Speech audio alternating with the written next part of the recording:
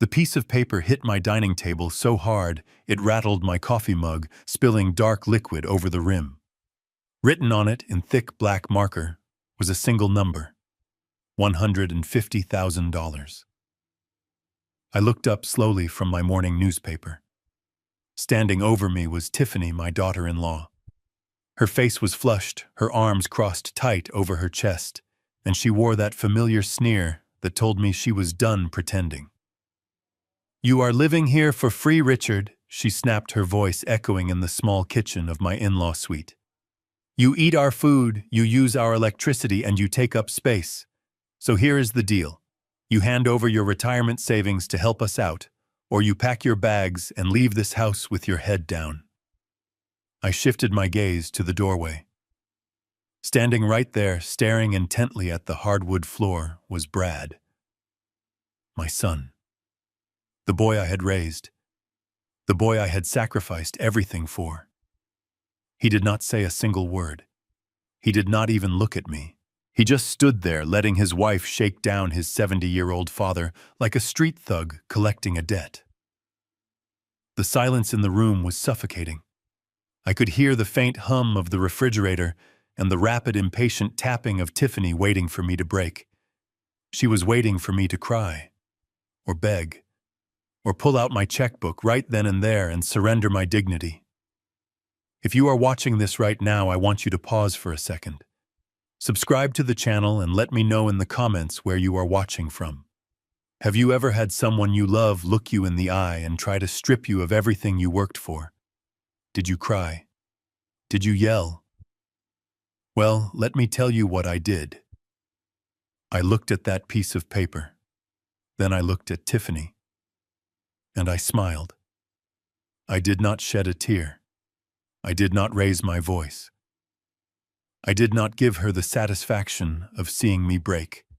And what I did next, the plan I set into motion that very night, cost her absolutely everything. Sit tight, because this story is going to leave your jaw on the floor.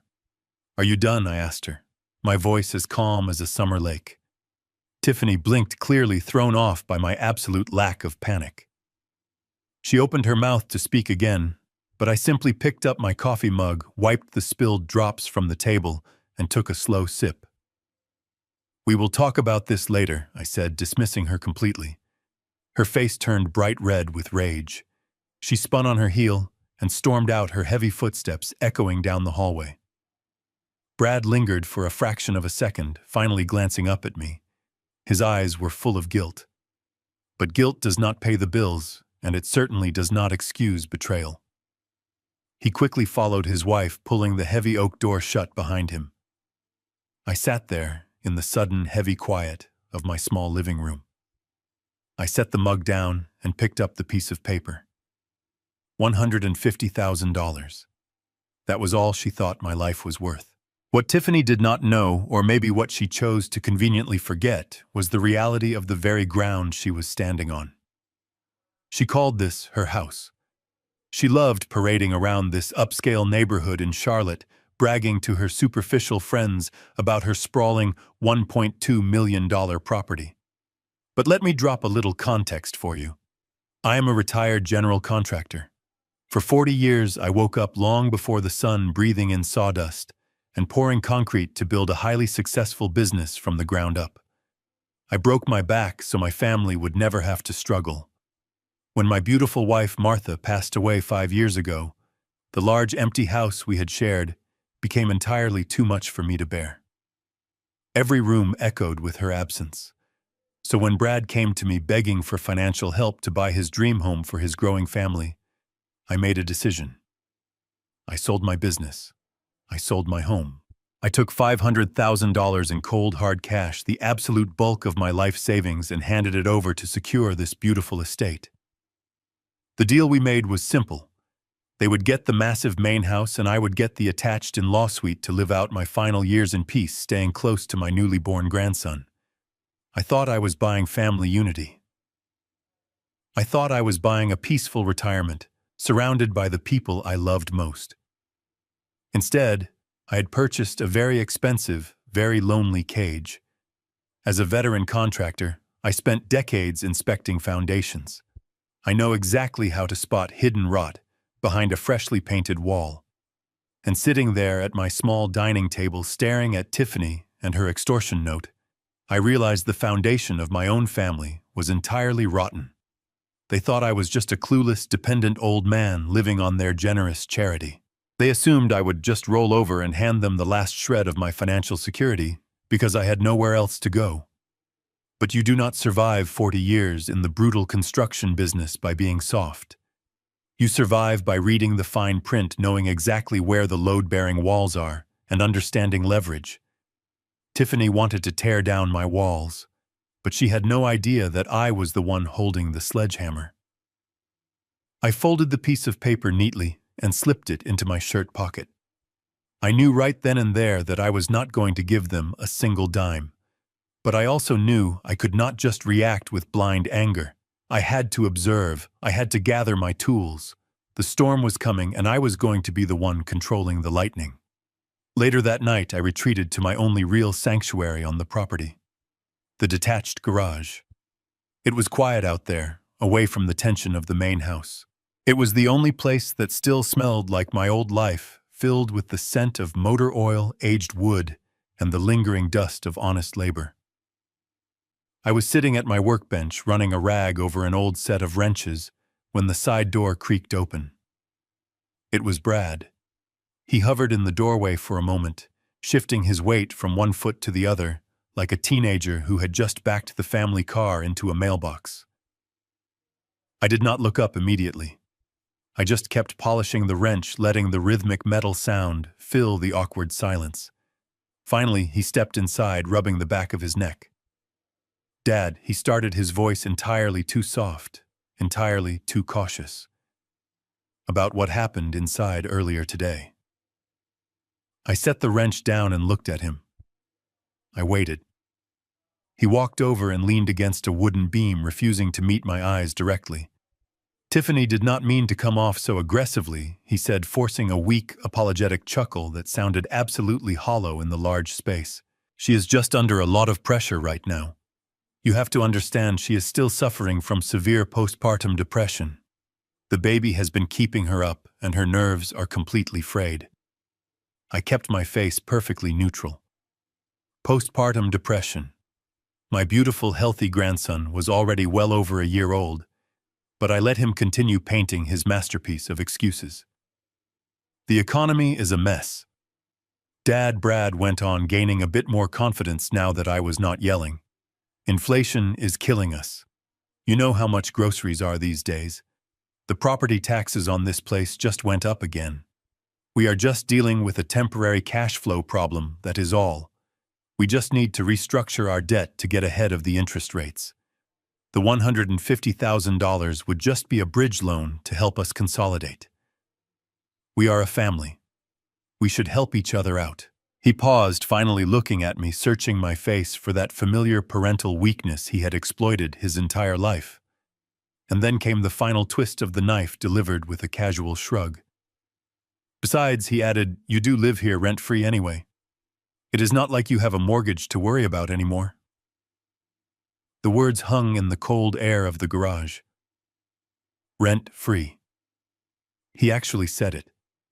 He stood in a house I bought for him on land I secured for him, with money I bled for, and called me a freeloader. My chest tightened, a sharp pain of absolute betrayal shooting straight through my heart.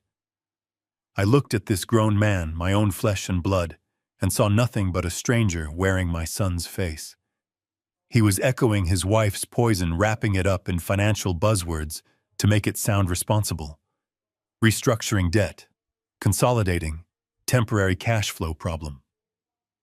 I nodded slowly, offering nothing but a low hum of acknowledgement.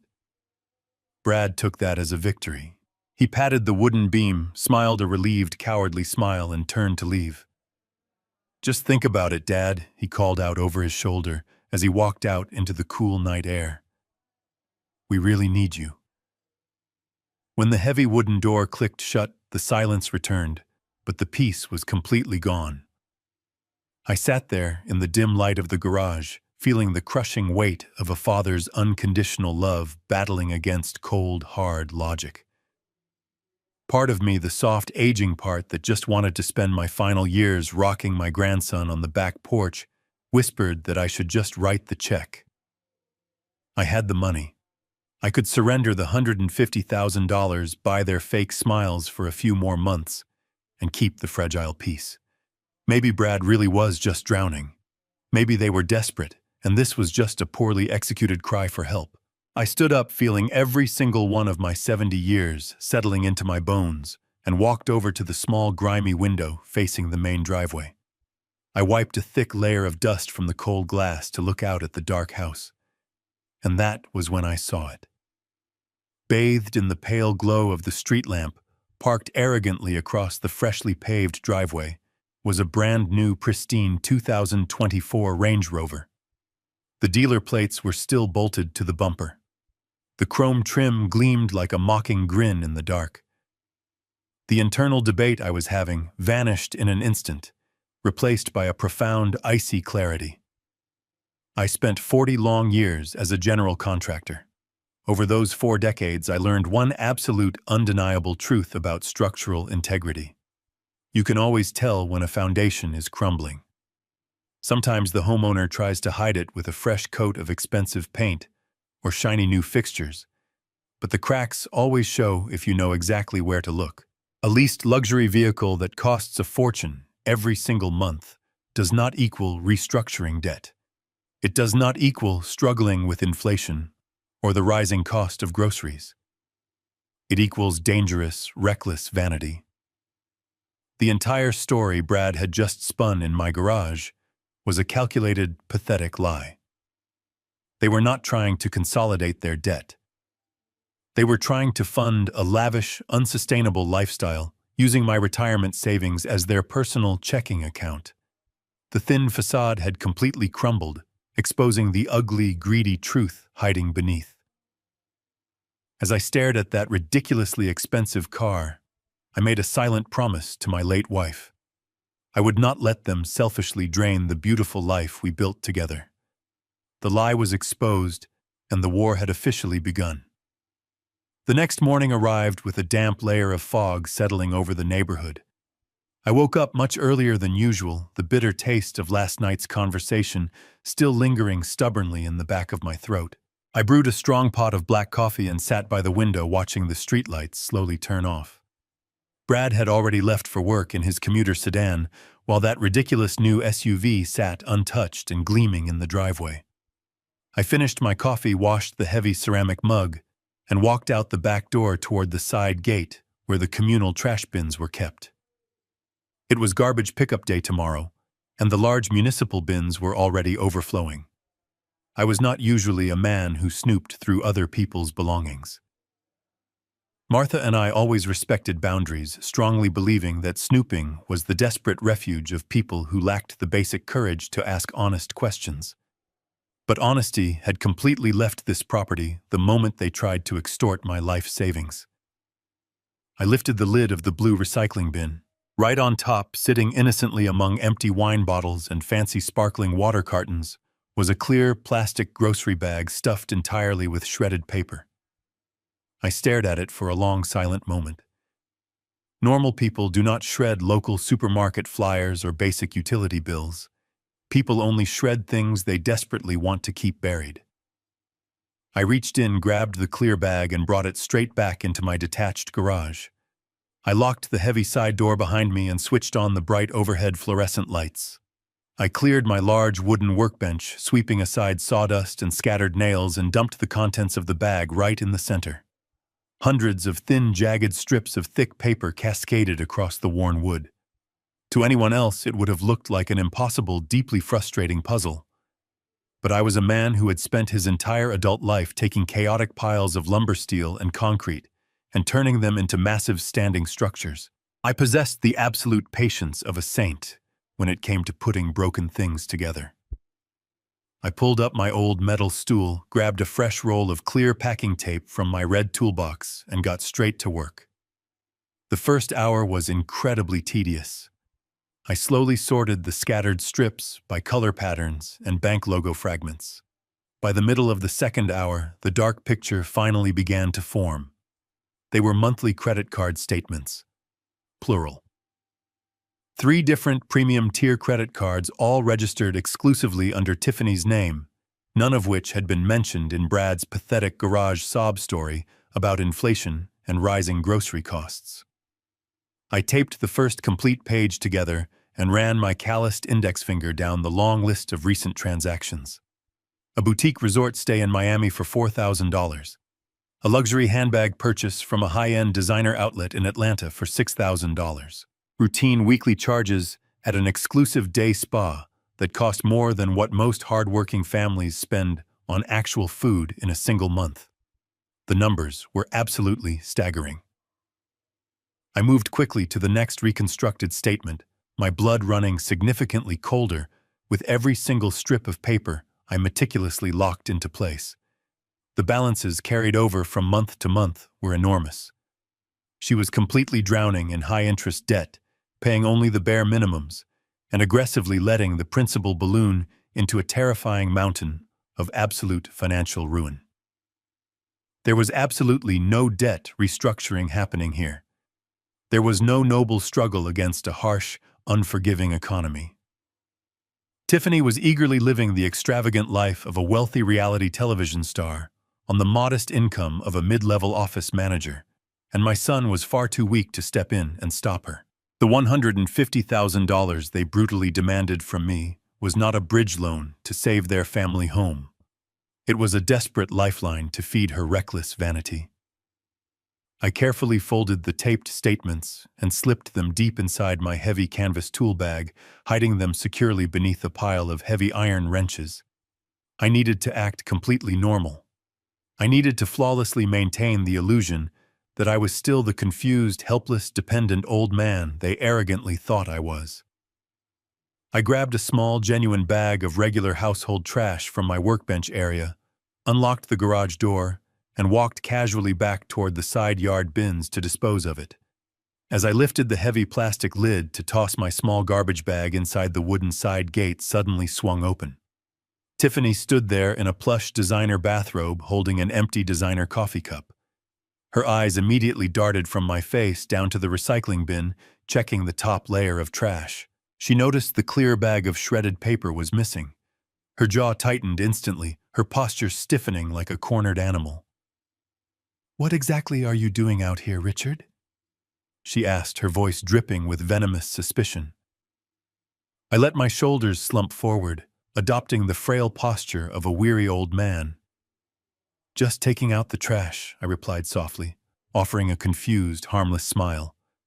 "I noticed some raccoons getting into the bins last night, so I wanted to make sure the lids were secured tight." She glared at me clearly, not entirely convinced, but willing to accept my apparent weakness. "Let me make something crystal clear to you." She stepped closer, pointing a manicured finger at my chest. "You are nothing but a guest on my property. Guests do not snoop around.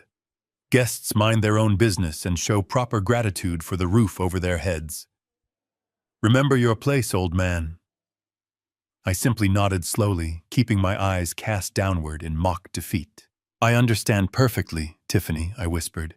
She scoffed loudly, turned around rapidly, and marched straight back into the house.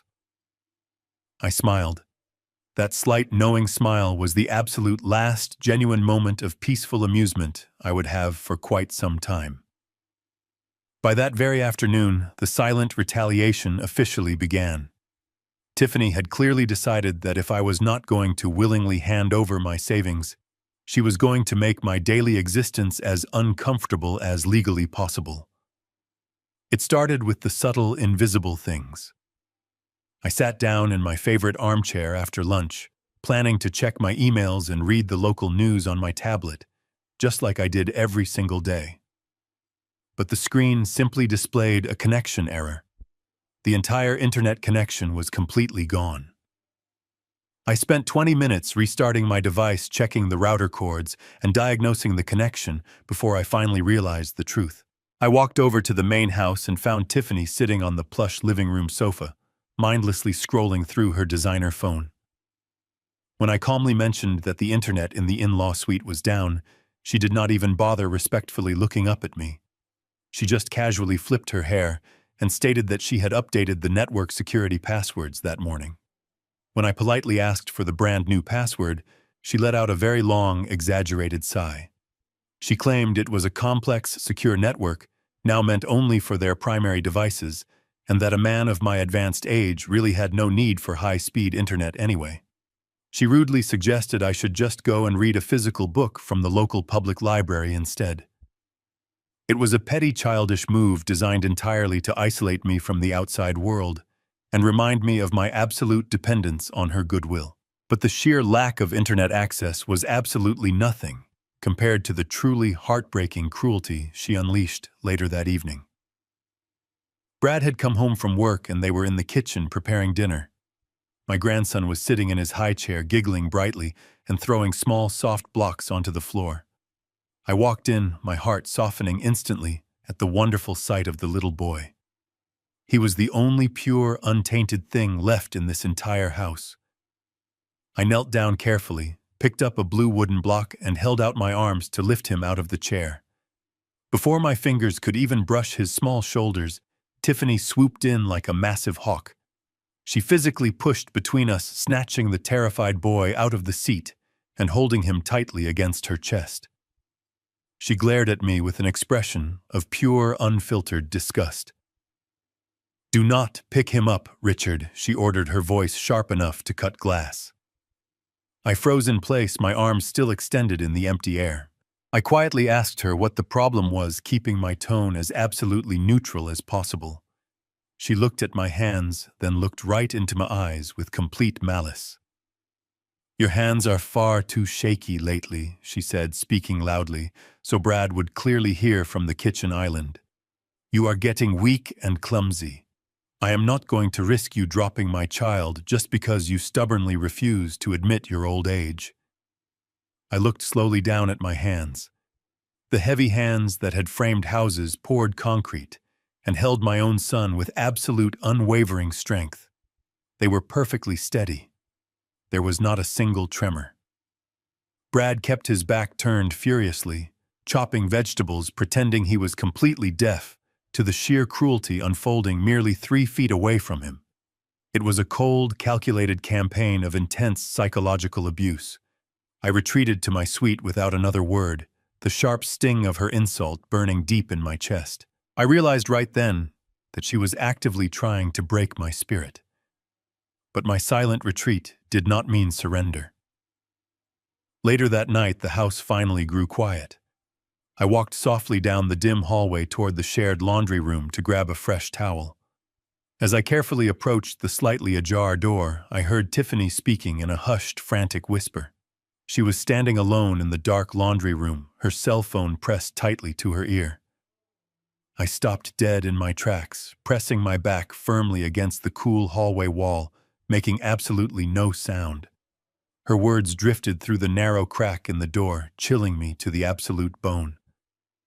"No, I told you we have to move fast right now," she whispered, her tone sounding urgent and incredibly greedy. "Brad is totally on board with the plan now. We just need the final medical paperwork signed. Do not worry about the old man. He is losing his mind anyway. The bank will not know the difference if we handle the money transfers online." My stomach dropped instantly into a bottomless pit of pure dread. The bank will not know the difference. The horrible words echoed in my tired mind like a blaring siren.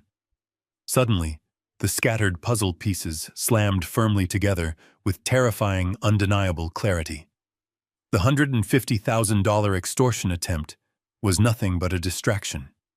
It was merely a test to see exactly how easily I would fold under pressure. They were not just trying to ruthlessly pressure me into paying off her secret luxury credit card debts. They were actively orchestrating a massive systematic takeover of my financial life. They were actually trying to declare me mentally incompetent to seize full permanent control of my entire $800,000 retirement account. They viciously wanted every single penny I possessed, and they were perfectly willing to completely erase my legal autonomy to get it. My gut feeling screamed loudly that I was in immediate catastrophic danger. I was clearly no longer just an unwanted guest in my own home. I was a marked target.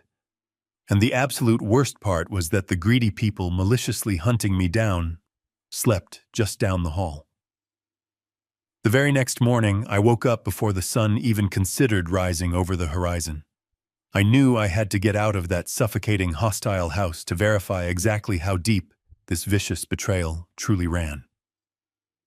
I dressed in my oldest pair of faded denim jeans, a comfortable plaid flannel shirt, and my heaviest scuffed leather work boots.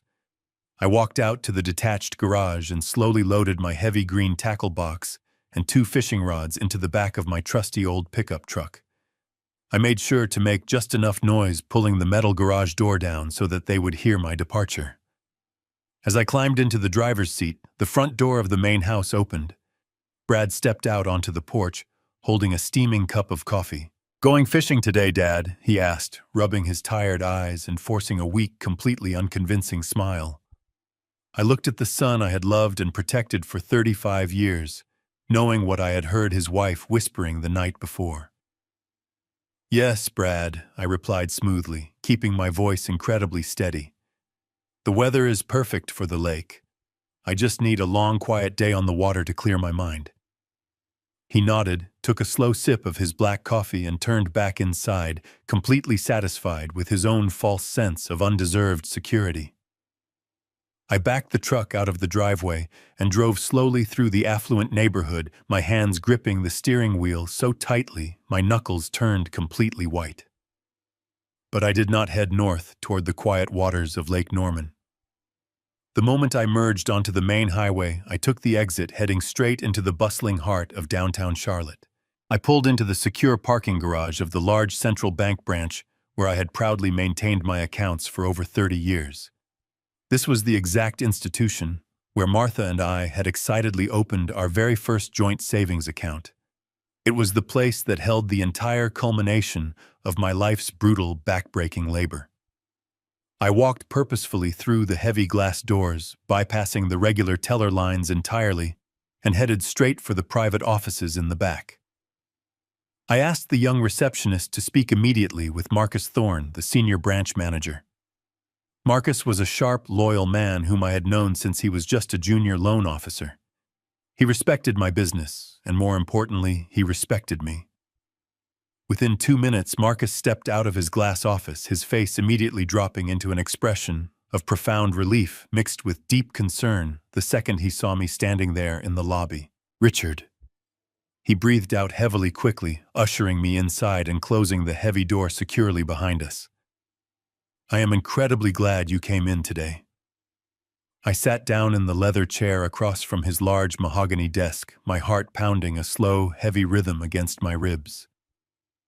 "What is going on, Marcus?" I asked, keeping my tone perfectly level.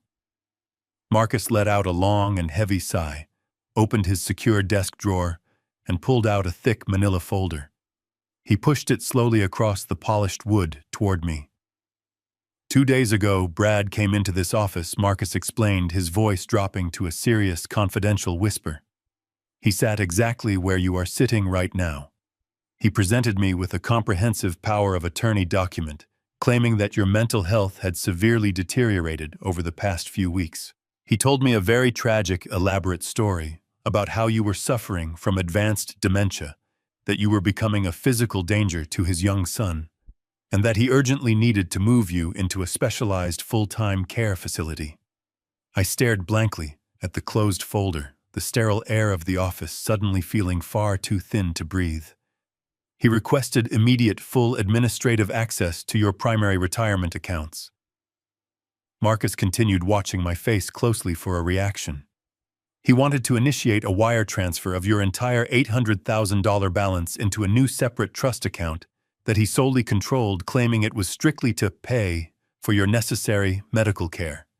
He even brought a signed physician's note." I reached out with a steady hand and opened the manila folder, slowly feeling the rough texture of the paper beneath my fingertips. Staring back at me was a complex legal document, granting my son absolute financial authority over my entire existence. At the bottom of the final page was my signature. Except It was not my signature. It was an incredibly clumsy, desperate forgery.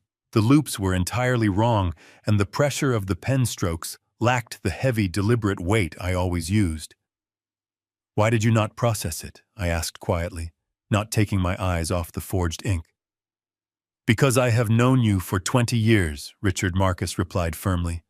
"I know how you sign your name on a construction contract. And more importantly, I know you would never hand over complete financial control without speaking to me directly."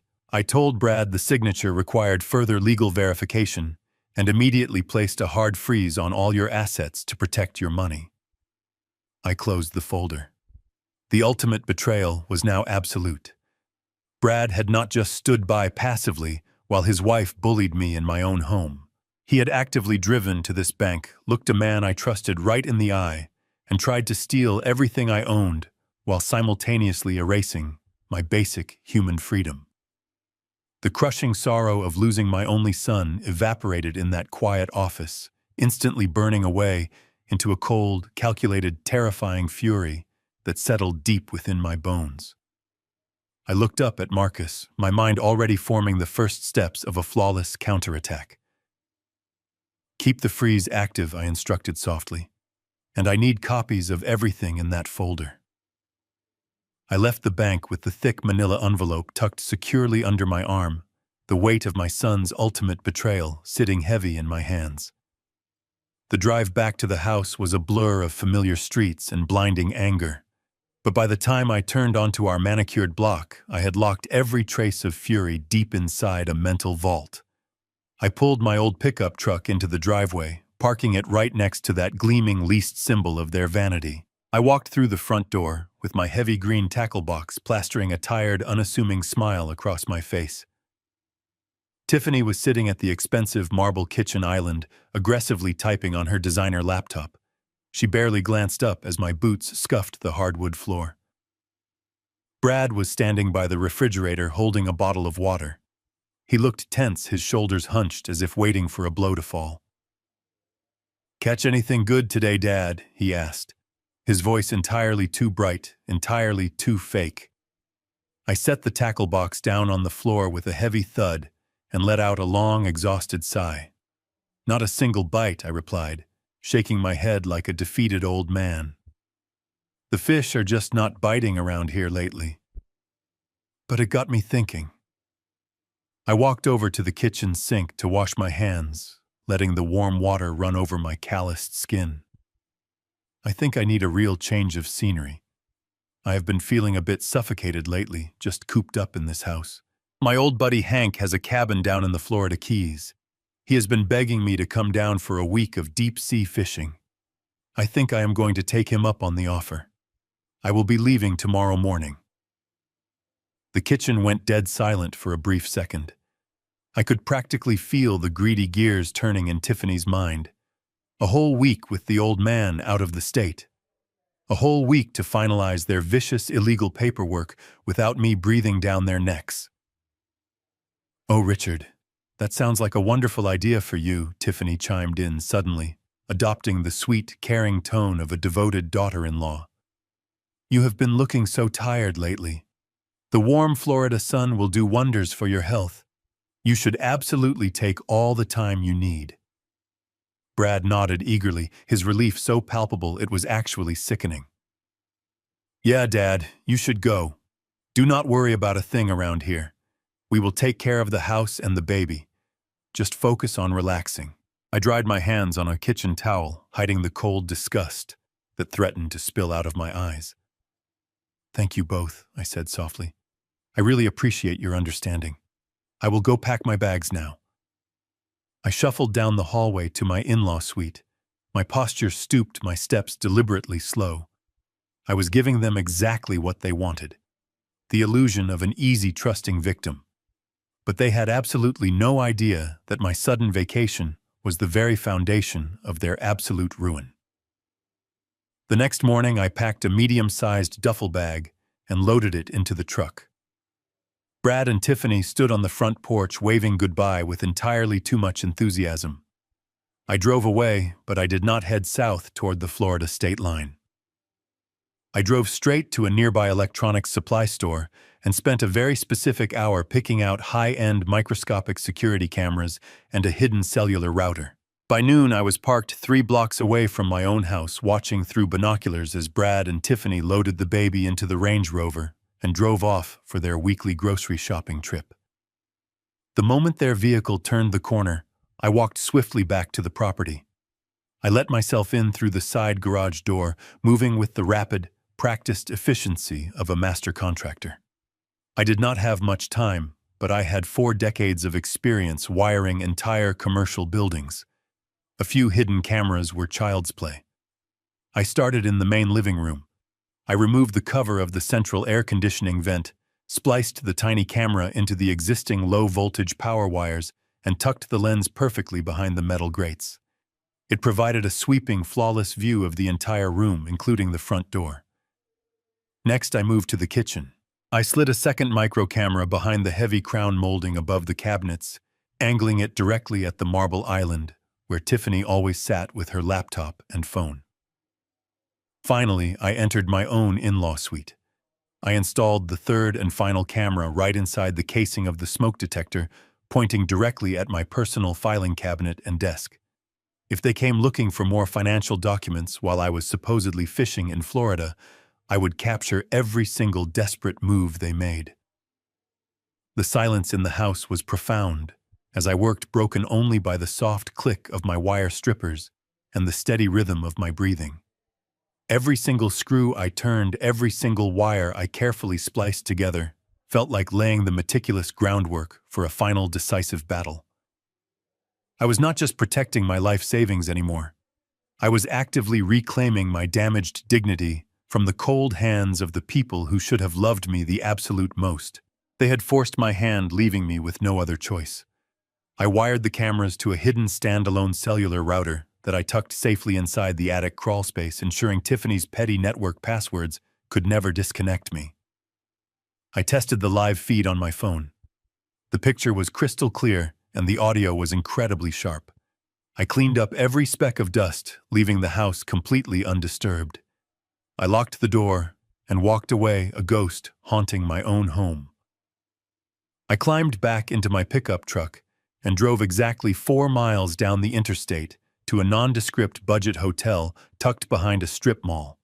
I paid for the room in cash for the entire week, ensuring there would be no electronic trail linking me to the area. The young clerk barely looked up from his phone as he handed me the magnetic plastic keycard. I walked down the dimly lit carpeted hallway, finding my room on the 2nd floor. It was small, smelling faintly of harsh cleaning chemicals and stale air, but it was completely secure. I stepped inside, let the heavy door swing shut behind me, and engaged both the deadbolt and the metal security latch. I dropped my duffel bag onto the stiff mattress, walked over to the small laminate desk sitting beneath the window, and pulled out my laptop. I plugged the power cord into the wall outlet, flipped the screen open, and connected to the secure network I had just established. My heart beat with a slow, heavy rhythm as I typed in the encrypted access code. The screen blinked black for a fraction of a second before dividing into 3 crystal-clear video feeds. I was looking directly into the heart of my own home. The living room was perfectly still, bathed in the soft afternoon light, streaming through the large bay windows. The kitchen was equally quiet, the marble island polished and bare. My own in-law suite remained completely undisturbed, just the way I had left it. For a long while, I just sat there in the sterile hotel room, staring at the glowing screen. It was a strange, deeply unsettling feeling to watch the silent rooms of the house I had purchased with my own blood and sweat. It felt like I was spying on a museum exhibit of my former life. About an hour later, the front door on the living room feed swung open. Brad and Tiffany walked in carrying brown paper grocery bags.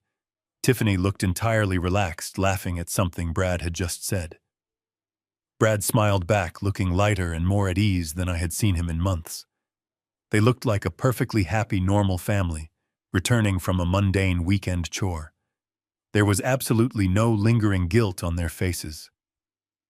There was no hesitation or shame about the fact that they had just attempted to legally strip me of my freedom and my fortune. They set the bags down on the marble kitchen island. Tiffany immediately reached for her designer phone and started dialing a number, her face twisting back into that familiar expression of greedy anticipation.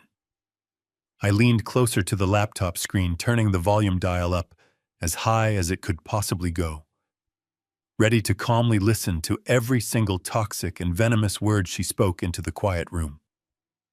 I took a very deep breath, bracing my old tired heart for the painful truth that was surely about to arrive.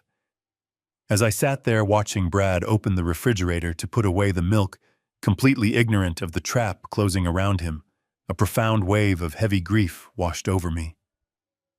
It was not just the pain of his recent actions. It was an older, deeper sorrow rooted in a promise I had ultimately failed to keep. The sterile smell of the budget hotel room suddenly vanished, replaced entirely by the sharp, clinical scent of a hospital ward from 5 years ago. I closed my eyes for a moment and was transported back to that small, quiet room where I sat clutching my wife's frail hand. Martha was losing her long, brutal battle with cancer, her incredible strength finally giving way. Even as her body surrendered, her mind remained remarkably sharp, entirely focused on the family she was about to leave behind. I remember the steady beeping of the heart monitor filling the silence as she pulled me closer. Her skin was pale and incredibly thin, but her eyes burned with an intense, desperate clarity. "Brad is weak, Rick," she had whispered to me, her voice raspy but unwavering. "He has a good heart, but he lacks a strong spine. He wants the easy path. Do not let the cruel world eat our boy alive, but listen to me very carefully. Do not ever let him eat you either." At the time, I had simply kissed her forehead, brushing away her urgent concerns with soothing words. I promised her I would always take care of him no matter what happened. I thought that protecting him meant shielding him from every single financial hardship. I thought being a good father meant writing massive checks to fix his mistakes and buying a massive house to secure his marriage. But staring at the laptop screen now, watching him happily assist the woman who was actively plotting my total destruction, I realized the horrible truth. I had completely failed to heed Martha's profound warning. By blindly giving Brad absolutely everything he ever wanted, I had not actually protected him from the world at all. I had simply fed his innate cowardice. I had nurtured his dangerous sense of entitlement and actively funded Tiffany's insatiable, toxic greed. I had built them a beautiful castle only to let a monster comfortably sit on the throne. I opened my eyes, bringing the live video feed back into sharp focus. The lingering guilt I felt over my failure was quickly replaced by a cold, hardened resolve. Martha was absolutely right. Brad was weak. He was perfectly willing to let me be consumed just so he could maintain his comfortable illusion of a wealthy lifestyle. But I was not going to be eaten alive. Not by him, and certainly not by his ruthless wife. I tightened my jaw, resting my calloused fingers gently on the keyboard. The time for blind generosity was over. I was going to teach my son the lesson I should have taught him decades ago.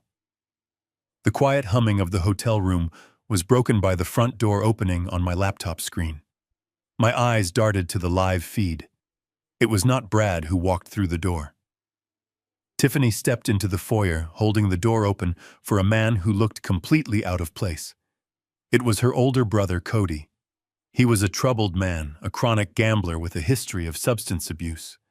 He looked nervous, his eyes darting around the expensive artwork like a desperate thief. His clothes were rumpled, possessing a dangerous energy that radiated through the screen. Tiffany closed the door and locked the deadbolt securely. She looked triumphant. She motioned for Cody to follow her into the kitchen. I switched my attention to the second hidden camera feed. Tiffany walked straight to the large refrigerator, opened it, and pulled out a bottle of champagne. She grabbed 2 flutes and set them on the island. "Are you sure about this, Cody?" asked his voice shaking as he leaned against the counter. "Are you sure the old man is out of the way?" Tiffany laughed, a cruel sound that made my stomach churn.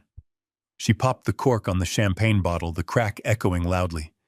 She poured the bubbling liquid and pushed a glass toward her brother. "Relax, Cody," she said confidently, taking a greedy sip. "He is on his way to Florida to go fishing. He is going to be gone for an entire week.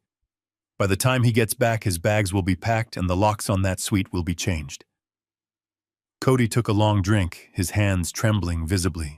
"Those guys are not messing around anymore," he muttered darkly.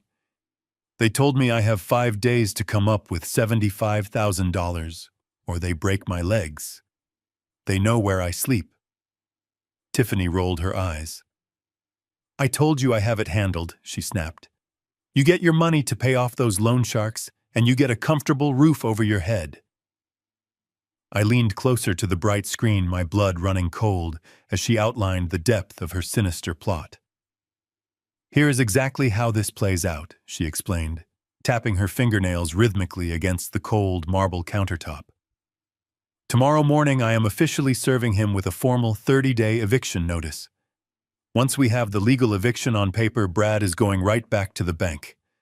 We already tried the medical route once, but the branch manager blocked the transfer because the signature looked weird. So we are changing the strategy. I found a corrupt doctor online who is perfectly willing to sign off on an emergency psychiatric evaluation. We are going to falsely claim the old man became violent and disoriented, giving us immediate temporary medical guardianship." Cody stared at her intently, his eyes growing wide. "And that gets us the money?" he asked desperately. "Yes," she smiled wickedly. "It gets us full control of his entire retirement account. We take out enough cash to pay off your gambling debts, clear my credit cards, and stick him in that cheap state-run nursing home. Once he is locked up in that horrible facility, you can move your things right into his attached suite. It has its own kitchen and bathroom. You will comfortably live here with us, rent-free forever." Just as she finished laying out this horrifying roadmap, the door leading from the garage clicked open. Brad walked in wearing his work clothes. He stopped dead when he saw Cody standing there holding a glass of champagne. "What is he doing here?" Brad asked, his voice tight with anxiety. "You know we explicitly agreed he was never supposed to come to the house." Tiffany immediately crossed the kitchen and wrapped her arms around my son tightly. "He is here because we are celebrating," she purred softly. "We finally have a foolproof plan." Brad looked at the two of them, his posture incredibly stiff. "I do not know about this, Tiffany," he muttered softly, looking down at the hardwood floor. "Faking a psychiatric hold. Taking absolutely all his money. It truly feels like we are crossing a massive line. What if the police get involved? What if he aggressively fights back? He is not a stupid man. He built a massive business." Tiffany pulled away, her expression instantly hardening into cold stone. "Do not go weak on me now, Brad," she hissed fiercely. "We are drowning financially. If we do not get that money, we lose the house, I lose my car, and my brother gets killed by loan sharks. Do you really want your only son growing up on the streets? Do you want to be a complete failure?" Brad flinched, as if she had struck him. The kitchen was completely silent for a long, agonizing moment. I sat in my lonely hotel room silently begging my son through the cold laptop screen to do the right thing. I prayed he would find courage, stand up to this vicious woman, and protect the father who had given him everything. But as I watched, Brad slowly reached out and picked up the champagne bottle. He poured himself a glass, his shoulders slumping in absolute defeat. "Just tell me where I need to sign," he whispered, taking a long drink. "We do it your way. We get him out of the house." Tiffany smiled a dark, victorious grin that chilled my soul. She clinked her crystal glass directly against his. To our amazing new life, she cheered quietly. I slowly closed the laptop screen with a soft click, instantly plunging the quiet room into darkness. The crushing weight of what I had just witnessed pressed deeply on my chest. There was no lingering hope for any peaceful reconciliation. My own flesh and blood had just sold me out to save a degenerate gambler. But they were playing a dangerous game without knowing the fundamental rules. I sat in the dim light of the budget hotel room for a long time after the laptop screen went dark. The silence in the small space was absolute heavy with the weight of finality. Up until that very moment, a foolish part of my heart had still been holding out hope. I wanted to believe Brad was just confused, caught in the grip of a manipulative woman and desperately needing his father to rescue him. But witnessing him willingly raise that glass of champagne to toast my institutionalization severed that last fragile thread of parental delusion. There would be no more tears. My eyes were completely dry. The profound grief that had weighed down my chest evaporated, leaving behind a cold, hardened void. I was no longer a disappointed father, trying to gently correct a wayward son. I was a seasoned businessman who had just uncovered a coordinated conspiracy to defraud me. I stood up from the flimsy desk chair, walked to the small sink, and splashed cold water onto my face. The man looking back at me in the spotted mirror did not look frail. He looked exactly like the man who had ruthlessly built a commercial empire from scratch. It was time to stop playing defense. I walked back to the bed and picked up my cell phone. I scrolled through my contacts until I found a specific number I had not called in 3 years. Jonathan Pierce. Jonathan was not the kind of lawyer you called to handle a friendly neighborhood dispute. He was a corporate real estate attorney, a legal shark who swam exclusively in the deep waters of high-stakes property litigation. We had worked together closely for over 2 decades. Whenever a massive development project went south, Jonathan was the man I unleashed. He was meticulous, completely devoid of sentimentality, and absolutely devastating in a courtroom. When I originally told him about my plan to hand over $500,000 to secure a luxury home for Brad and Tiffany, Jonathan had practically thrown his expensive pen across his mahogany desk. He warned me repeatedly that mixing family emotion with high-value real estate was a catastrophic recipe for disaster. But instead of letting me walk blindly into the fire, he insisted on building an impenetrable legal fortress around my money. He meticulously drafted a series of complex documents that Brad and Tiffany signed without ever truly reading the devastating leverage those pages contained. I pressed the call button. It rang only twice before a sharp voice answered. Richard, Jonathan said, sounding genuinely surprised. "It has been a very long time. I thought you were entirely busy enjoying your peaceful retirement in that fancy suite." I took a deep breath, the cold resolve settling firmly into my chest. "The retirement is officially over, Jonathan," I replied, my voice perfectly steady and devoid of emotion. "I need you to go into your secure archives and pull out the master file from 3 years ago, the property purchase." Jonathan was silent for a brief moment. "Has something actually happened?" he asked cautiously, sensing the heavy tone in my voice. I looked out the small hotel window at the dark parking lot. "They just tried to forge my signature to execute a medical power of attorney," I explained simply.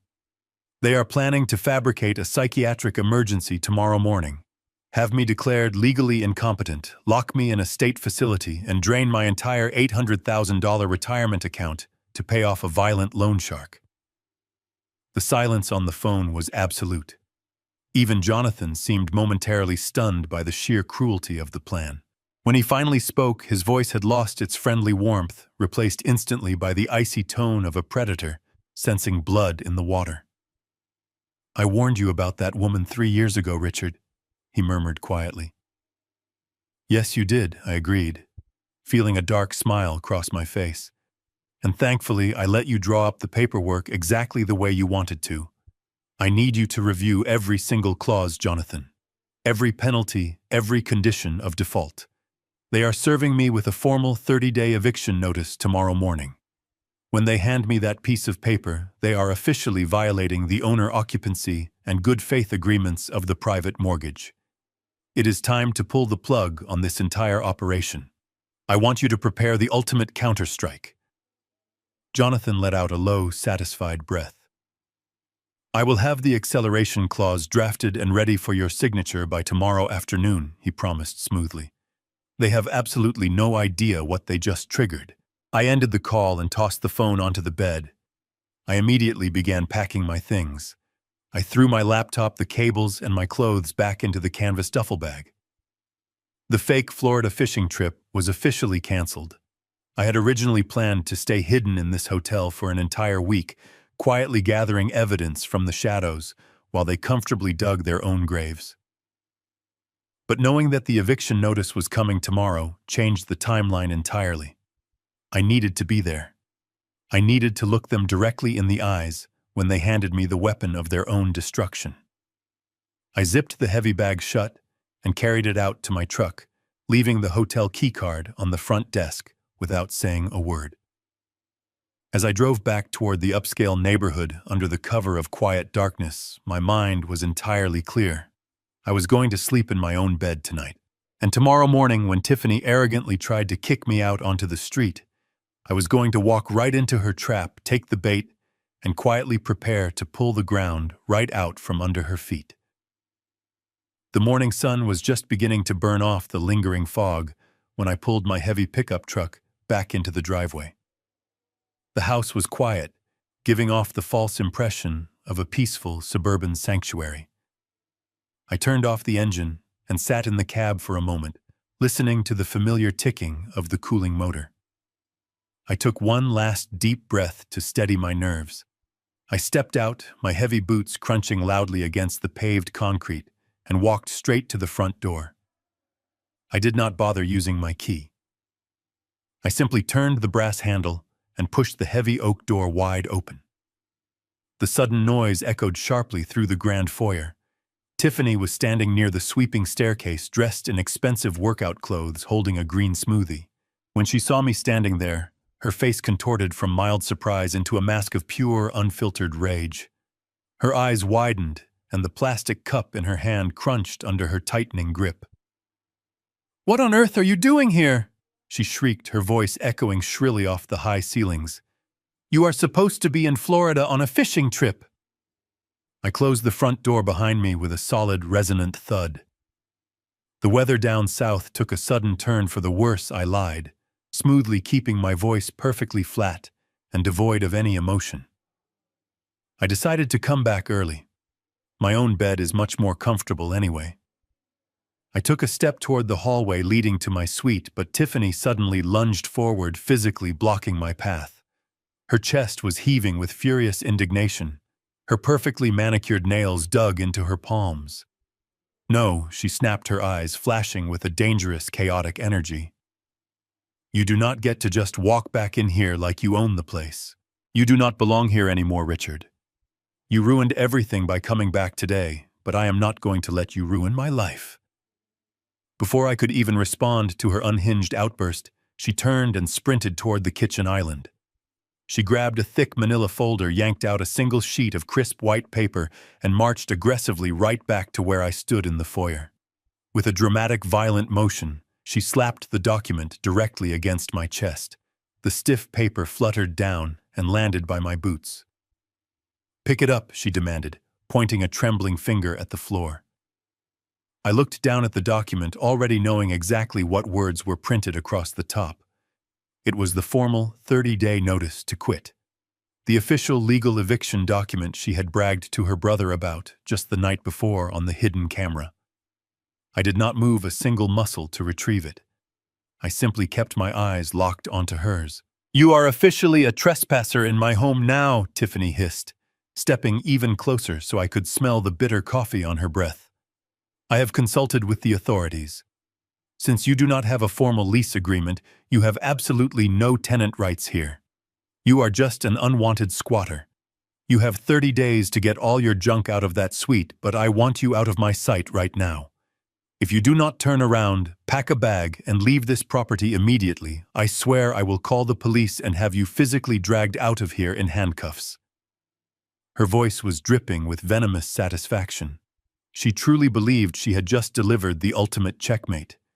She thought she was ruthlessly discarding a helpless, irrelevant old man. Just as the tense silence settled over the room, the heavy door leading from the attached garage slowly opened. Brad walked into the foyer holding his leather briefcase. He stopped dead in his tracks when he saw me standing there, with the formal eviction paper lying discarded on the polished hardwood floor between my boots. He looked completely horrified, totally caught off guard by my sudden return. He quickly glanced from the document up to his wife, then finally allowed his gaze to meet mine. I did not yell. I did not try to passionately argue my case or desperately beg for any mercy. I simply looked deep into the eyes of the boy I had raised with everything I had. "Is this exactly what you really want, son?" I asked him. My voice was incredibly quiet, but it carried an undeniable crushing weight that seemed to suck all the air right out of the room. Brad swallowed hard, his throat bobbing visibly. He opened his mouth as if he desperately wanted to speak, to offer some pathetic excuse, but no sound came out. Instead, he just slowly looked away, firmly fixing his eyes on the floorboard, completely unable to face the profound shame of his own cowardice. His total silence was the absolute final answer I needed. I gave him one last slow nod of quiet understanding. I turned my back on both of them and walked calmly down the long hallway toward my suite. I pulled a single sturdy suitcase from the closet. I did not pack the expensive clothes, the heavy tools in the garage, or the cherished photo albums. I left all those precious memories behind, choosing to take only what I needed to survive the coming storm. I zipped the small suitcase shut, grasped the handle tightly, and walked straight back out through the large front foyer. Brad was still silently staring down at the wooden floor. Tiffany, however, had her arms crossed proudly over her chest. As I opened the heavy oak door and stepped out into the bright morning sunlight, she let out a loud, triumphant laugh that echoed sharply behind me. She actually believed she had won the entire war. She had absolutely no idea that she had just signed her own devastating financial death warrant. She forgot that I am the actual bank. I grabbed the handle and tossed my single suitcase into the passenger seat of my old pickup truck, and immediately drove away, taking one final lingering look at the sprawling estate. It all looked so incredibly perfect on the immaculate outside, but I intimately knew the dark, rotting truth hidden deep inside.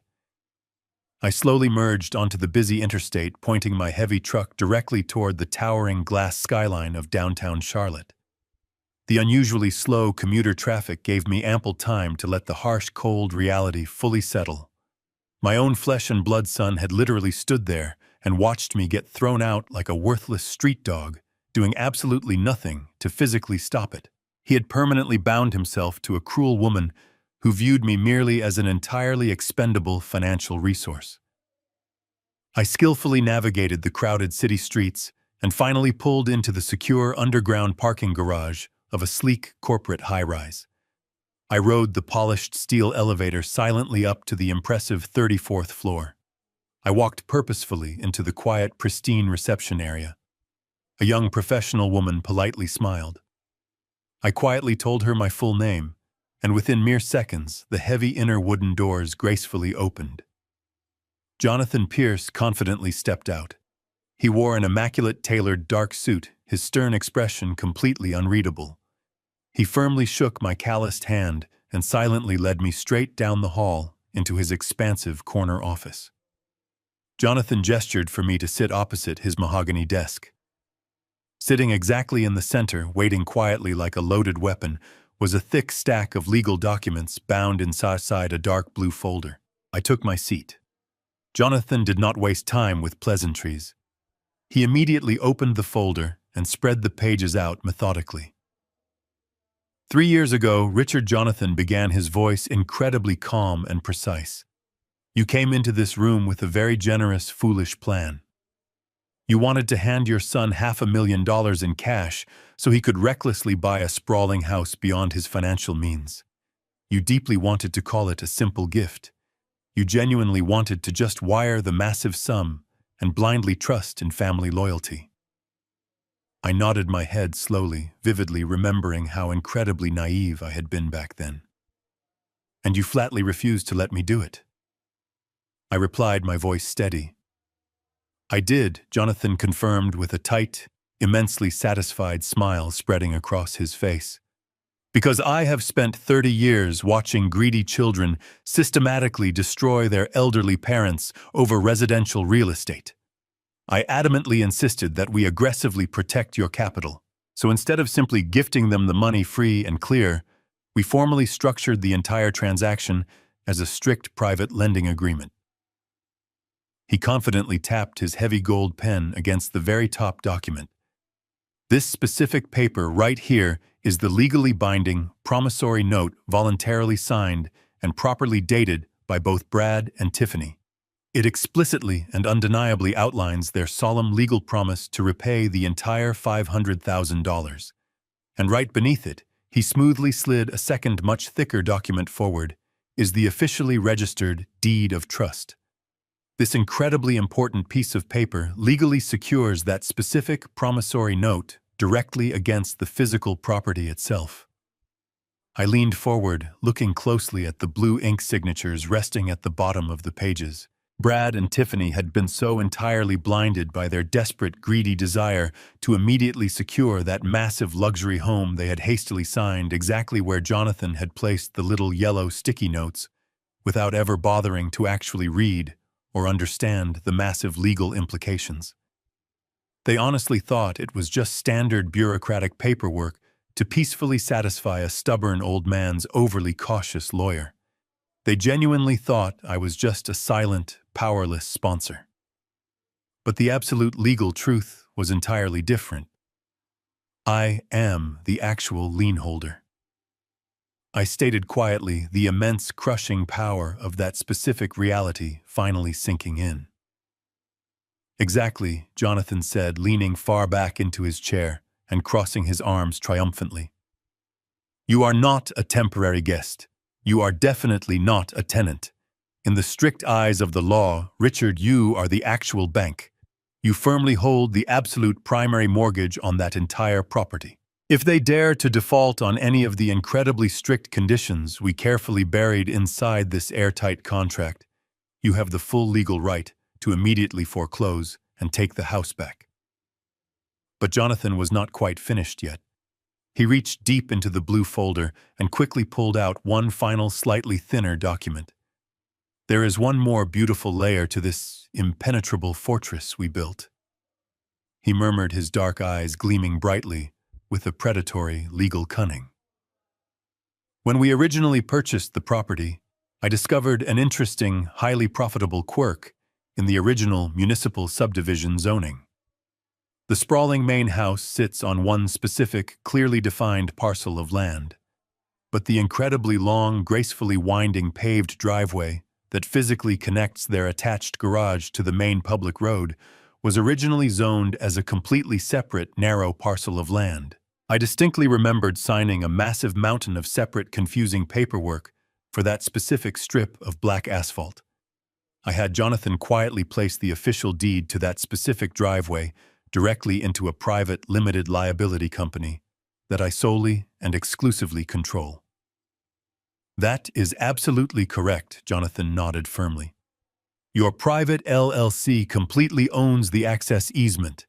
They might legally own the big house, but you entirely own the only physical way to actually access it. Without your explicit written permission, they cannot legally drive a single vehicle onto that property without committing criminal trespass. You have them completely surrounded, Richard. They just arrogantly handed you an eviction notice, falsely thinking they were finally throwing you out into the cold street. What they actually did was blindly hand you the golden key to their very own absolute financial destruction. I sat in the chair, letting the magnitude of Jonathan's words echo through the office. The driveway. I owned the physical asphalt connecting their expensive mansion to the civilized world. Without my permission, they were living on an isolated island of their own making. A slow, satisfied breath escaped my lungs. But Jonathan was not finished dismantling their world just yet. He slid the official eviction document, the very piece of paper Tiffany had arrogantly slapped against my chest earlier, to the center of his desk.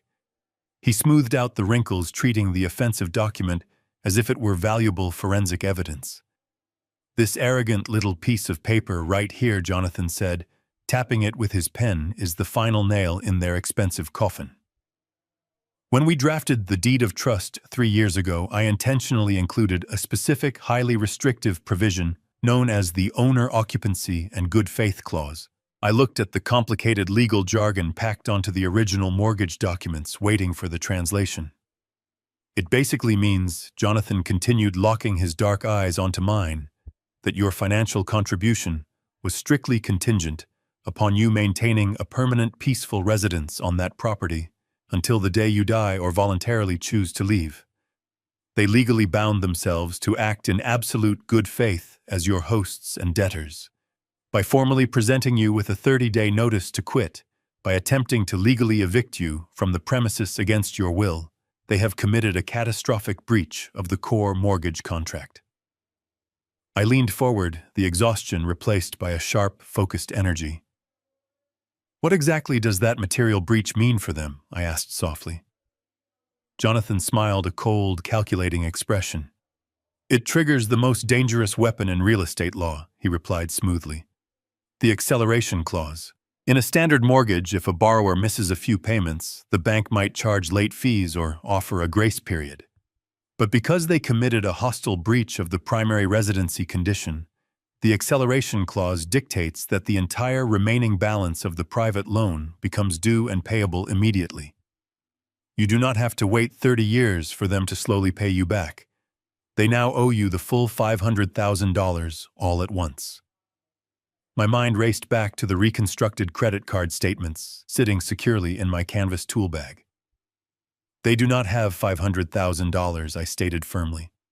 Tiffany is completely drowning in secret high-interest debt from designer bags and luxury vacations. She even leased a brand-new luxury vehicle. They do not have $5,000 in liquid cash, let alone $500,000. Exactly, Jonathan said, his voice dropping into a low, deadly register. In a normal situation, a desperate homeowner might try to run to a traditional bank to quickly refinance the house and pay off the private lender. But traditional banks require a pristine credit score and an excellent debt-to-income ratio to underwrite a jumbo loan. If what you are telling me about her hidden spending habits is true, no reputable financial institution will ever approve them for a mortgage. They are completely and utterly trapped. What is the exact timeline here? I asked, feeling the heavy gears of justice finally locking into place. I am drafting the official notice of foreclosure right now, Jonathan stated, turning his attention to his sleek monitor. Under state law, given the hostile nature of this deliberate contract breach, we are legally demanding the full accelerated payment within exactly 7 calendar days. If they fail to deliver a certified bank draft for $500,000 by the end of business on the 7th day, we immediately file the foreclosure deed with the county clerk. We seize the entire property, void their equity, and legally evict them from the premises. He began typing rapidly, the sharp clicking of his keyboard filling the quiet office with a rhythmic finality. I watched him work, feeling a strange sense of profound detachment.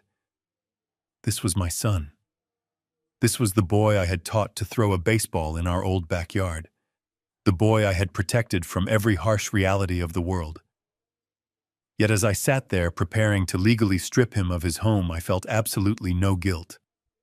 He had made his choice the moment he stood silently in the foyer and watched his cruel wife hand me the eviction papers. He had made his choice the moment he raised a glass of champagne to celebrate my planned institutionalization. He wanted to play a ruthless game of financial survival, but he had foolishly challenged the man who actually wrote the rulebook. After 20 minutes of precise work, Jonathan hit a button, and the heavy commercial printer in the corner hummed to life. He gathered the freshly printed pages, stapled the corners, and placed the thick document in front of me. He handed me his heavy gold pen. This is the official notice of foreclosure. Richard, he said quietly. It formally outlines the breach of contract, cites the acceleration clause, and demands the full $500,000 in 7 days. Once you sign this, there is no turning back. It is a legal declaration of total financial war. I did not hesitate. I took the heavy pen and pressed the ballpoint against the white paper. I signed my name with the smooth, deliberate strokes of a man who knew exactly what he was doing. I pushed the signed documents back across the polished mahogany desk. Jonathan inspected the signature, nodded in satisfaction, and slid the papers into a red folder. "How do we deliver this to them?" I asked, my voice as cold as winter ice. "I want them to fully understand the massive mistake they just made." Jonathan closed the folder and looked up at me. "We do not just mail something like this, Richard. We make sure it is delivered with the maximum possible impact." I left Jonathan's office with the heavy red folder safely tucked under my arm, feeling a strange, profound sense of liberation. For the first time in 3 long years, I was no longer an unwanted guest, quietly tiptoeing around my own property. I was the landlord, the bank, and the absolute architect of their impending reality check. I drove my old pickup truck across town to a high-end luxury short-term rental building overlooking the city skyline. I had spent the previous night in a cheap, depressing budget hotel, trying to preserve my savings while I gathered evidence, but I was done living like a frightened fugitive. I walked up to the penthouse suite I had just booked, swiped the key card, and stepped into a sprawling, immaculate space filled with modern leather furniture and floor-to-ceiling glass windows. I poured myself a single glass of aged bourbon from the complimentary bar, sat down on the plush sofa, and opened my laptop. It was time to check the live feeds one last time before the hammer fell. The cameras instantly connected, projecting the interior of my former home onto the bright screen. The atmosphere inside the house was electric, with a sickening, victorious energy. Tiffany was practically floating around the large marble kitchen. She had her designer phone pressed tightly to her ear, frantically pacing back and forth as she organized what sounded like an incredibly lavish event. I turned the volume all the way up. She was speaking to a high-end local catering company, aggressively demanding premium cuts of Wagyu beef, imported oysters, and multiple cases of expensive vintage champagne. "We are hosting a massive backyard barbecue this coming Saturday," she loudly boasted to the caterer on the phone. "We are celebrating. We finally reclaimed our entire house and got rid of the dead weight. I want everything to be absolutely perfect, so all my friends can see the new space. We are completely redesigning the guest wing." I watched her eagerly swipe her maxed-out credit cards to pay the exorbitant deposit, pushing her secret mountain of debt even higher, just to impress people who did not truly care about her. In the background, Brad was sitting quietly at the kitchen island, staring blankly at a sports channel on the television. He looked exhausted, visibly carrying the heavy, cowardly guilt of betraying his own father. But he said nothing to stop her reckless spending. He just let her continue building their fragile house of cards. And then, as if the scene was not already toxic enough, Cody walked into the kitchen. Her deadbeat brother had already brought his dirty duffel bags into the house. He opened the refrigerator, grabbed a beer, and loudly asked Tiffany which bedroom in my newly vacated suite he should claim as his own. She laughed warmly and told him to take the master.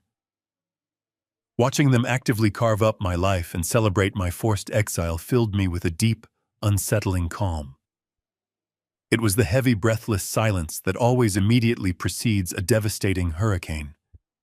They thought they had successfully navigated the storm, completely unaware that the darkest clouds were just beginning to gather. I took a slow sip of the smooth bourbon, letting the warmth settle deep into my chest. Tiffany wanted a massive audience to show off her newly stolen kingdom. She wanted to parade her artificial wealth in front of all her superficial friends. I decided right then and there to give her exactly what she wanted. I would provide the grand finale for her expensive little performance. I closed the laptop screen, ending the live feed of their arrogant celebration. I picked up my cell phone and dialed the direct non-emergency line for the local county sheriff's department. A calm, professional voice answered the call after the second ring. I introduced myself clearly and asked to be transferred directly to the civil division desk. When the duty officer picked up, I explained my exact situation in careful, measured tones.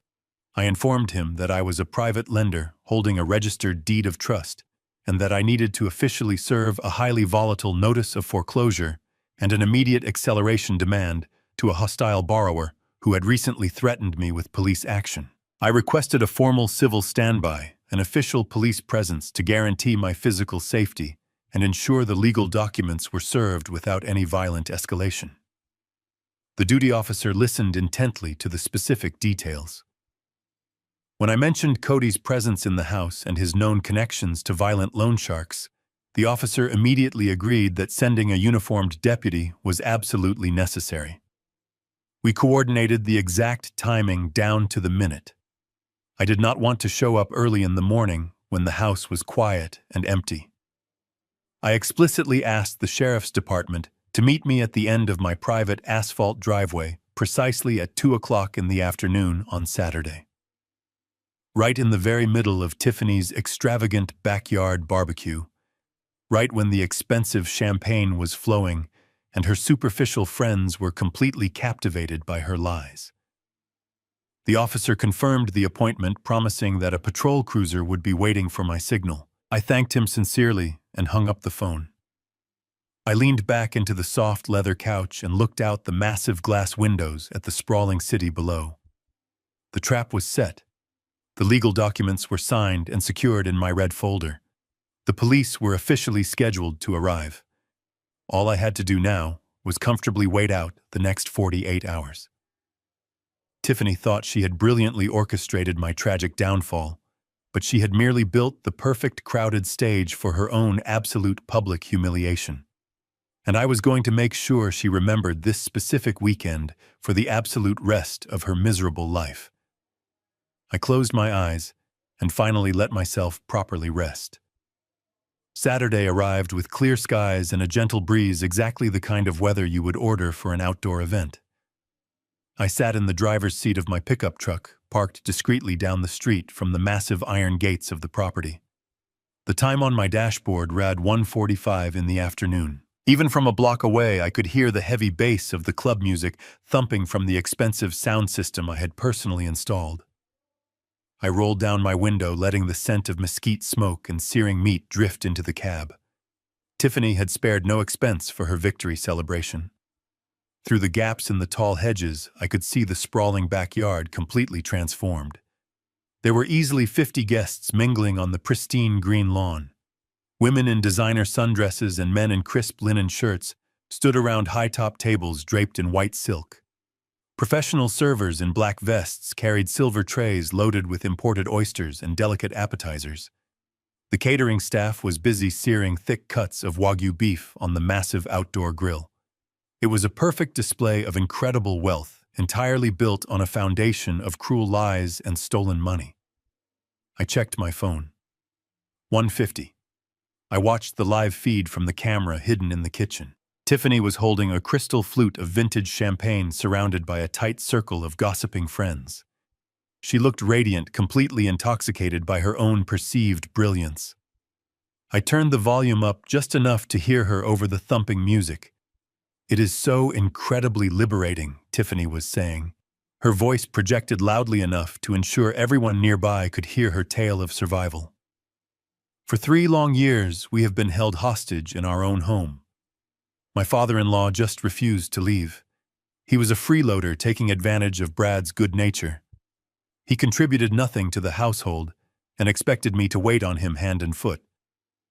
But I finally put my foot down. I told him this was my house, my rules, and he needed to pack his bags. You should have seen his face when I handed him the eviction notice. I practically had to throw him out onto the street myself." Her friends gasped in exaggerated sympathy, raising their glasses to toast her bravery. "Oh, Tiffany, you are so strong for dealing with that toxic situation," one of the women cooed. Just beyond her circle of admirers, I saw Brad. He was standing near the outdoor bar, gripping a bottle of beer, tightly looking incredibly pale. He knew the absolute truth, but he simply smiled and nodded whenever someone congratulated him on reclaiming his space. Cody was hovering nearby, eagerly stuffing his face with expensive seafood, completely at home in the lavish lifestyle he had zero hand in earning. They were all celebrating my supposed demise, completely ignorant of the dark storm clouds about to decimate their perfect afternoon. I glanced at the dashboard clock one last time. It was precisely 1:58. I put the truck in gear and slowly pulled away from the curb, driving straight toward the private entrance of the estate. The time for quietly watching from the shadows was over. I parked my truck at the edge of the long asphalt driveway, intentionally blocking the path of any luxury vehicles that might try to leave. A marked county sheriff cruiser pulled up silently behind me, the heavy tires crunching softly against the gravel shoulder. The uniformed deputy stepped out. An imposing man with a stern expression, his hand resting comfortably near his utility belt. I gave him a brief nod, tucked the thick red legal folder under my arm, and began the long walk up the driveway. My heavy work boots struck the paved surface with a steady rhythmic thud. I bypassed the front door completely and headed straight for the arched wooden gate leading to the sprawling backyard. The thumping bass of the music grew louder with every step. I pushed the heavy wooden gate open. It swung wide, hitting the stone wall with a loud crack that briefly cut through the noise of the party. I stepped onto the pristine green grass. For a few seconds, nobody noticed me. The guests were entirely absorbed in their expensive drinks and shallow conversations. I walked slowly through the crowd, parting the sea of designer clothes and bewildered faces. Finally, the catering manager spotted me and frantically signaled the DJ to lower the music. As the heavy bass faded into an awkward, sudden silence, heads began to turn. Tiffany was standing near the edge of the sparkling swimming pool, mid-laugh, holding her champagne glass high. The laugh died instantly in her throat, the absolute second her eyes locked onto mine. The color drained completely from her flushed face, replaced by a mask of pure, unadulterated fury. Her manicured hand trembled so violently that champagne spilled over the rim of her crystal glass, splashing onto her expensive shoes. "You!" she shrieked, her voice cracking with hysterical rage, shattering the quiet atmosphere of the party. "What the hell are you doing here? You are officially trespassing on my property. Get out right now before I call the cops." I stopped walking, standing perfectly still in the very center of her extravagant celebration. I looked at her, then looked at the crowd of silent, staring guests. I let a slow, cold smirk spread across my face. "You do not need to call the cops, Tiffany," I said, my voice carrying clearly across the quiet yard. "I brought them for you." Right on cue, the heavy wooden gate swung open for a second time. The tall, uniformed sheriff stepped firmly into the backyard, his silver badge gleaming brightly in the afternoon sun. He walked purposefully to my side, surveying the shocked crowd with a hardened professional glare. The absolute silence that suddenly fell over the entire backyard was completely deafening. The tall deputy stopped right beside me, his hand resting casually on his heavy duty belt. You could hear a pin drop on the manicured grass. Every single eye in the yard was locked onto the two of us. Tiffany stood frozen by the edge of the pool, her knuckles completely white around the stem of her champagne glass. She quickly tried to recover her shattered composure, pasting a rigid smile onto her face. "Officer," she said, her voice shaking slightly. "Thank goodness you are here. This man is aggressively trespassing on my private property. I formally served him with an eviction notice yesterday. Please remove him immediately." The sheriff did not flinch. He did not step toward me, nor did he reach for his handcuffs. Instead, he looked at the small notepad he had pulled from his breast pocket. "Are you Tiffany Dawson?" he asked, his voice deep and entirely devoid of any warmth. She blinked clearly, taken aback by his completely unresponsive demeanor. "Yes," she stammered, standing a little taller, trying to regain her dominant posture. "I am the absolute owner of this house." The deputy reached out and gently took the thick red folder from under my arm. He walked slowly around the edge of the sparkling pool, his heavy boots echoing on the stone pavers, until he stood directly in front of her. He extended his arm, holding the heavy folder out. "I am here to formally serve you with these legal documents on behalf of the primary lien holder," the deputy stated firmly. "Please take the file." Tiffany stared at the red folder as if it were a live grenade. She slowly reached out her trembling hand and took it. Her eyes darted wildly from the deputy back over to me, searching for some logical explanation. What exactly is this? She whispered, her voice barely carrying over the gentle rippling of the pool water. This was my moment. The exact moment I had sacrificed my own peace to orchestrate. I stepped forward, closing the distance between us, commanding the expansive backyard space with absolute authority. I looked her dead in the eye, making sure my voice carried to every single guest standing in the suffocating silence. "You wanted me out of your house, Tiffany," I announced loudly, letting the words ring out like a bell. "You wanted to aggressively kick me to the curb and parade your fake wealth in front of your friends. Fine. I accept your eviction. But you forgot one incredibly important thing. I am the bank." A collective gasp rippled through the crowd of wealthy onlookers. Whispers erupted instantly, but I held up my hand and the yard fell completely silent once again. "When I handed you and Brad $500,000 3 years ago, I did not just give you a generous gift," I continued, my tone sharp and unforgiving. "I executed a formal promissory note and a registered deed of trust. I hold the primary mortgage on this entire property. And buried inside that legal contract is a strict owner occupancy and good faith clause. By formally handing me a 30-day notice to quit yesterday morning, you committed a hostile breach of our agreement." Tiffany ripped open the red folder, her eyes frantically scanning the dense legal text printed on the crisp white pages. Her breath hitched in her throat as the devastating reality of the bold legal jargon finally broke through her thick layers of arrogance. "You violated the core mortgage terms," I declared, stepping even closer so she could truly feel the immense weight of my presence. "That breach immediately triggers the acceleration clause of the private loan. You now owe me the full $500,000 in exactly 7 days, or this entire house goes straight to a public foreclosure auction." The champagne flute slipped from her numb fingers and shattered violently against the hard stone patio.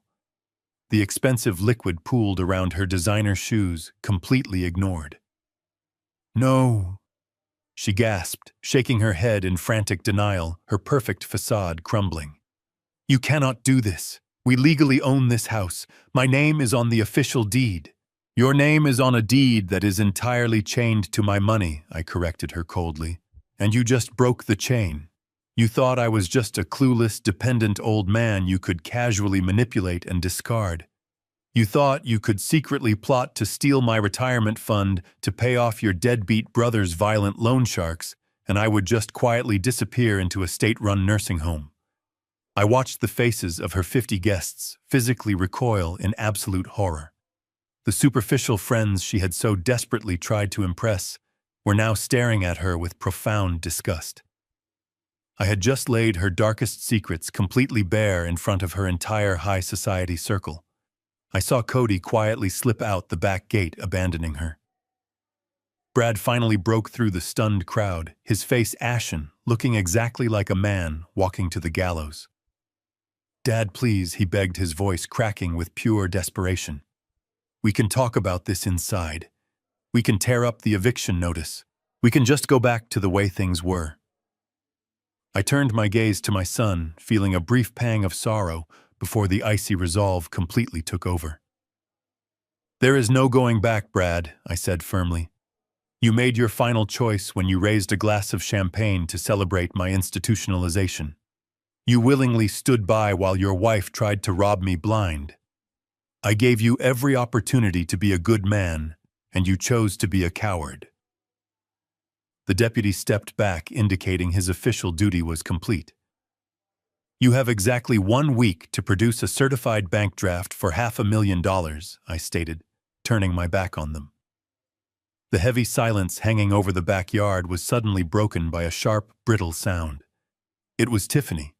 She was laughing. It was not a genuine laugh, but a high, desperate cackle that grated against the quiet tension of the afternoon. She turned away from the red folder, plastering that familiar condescending smile back onto her face as she looked around at her stunned guests.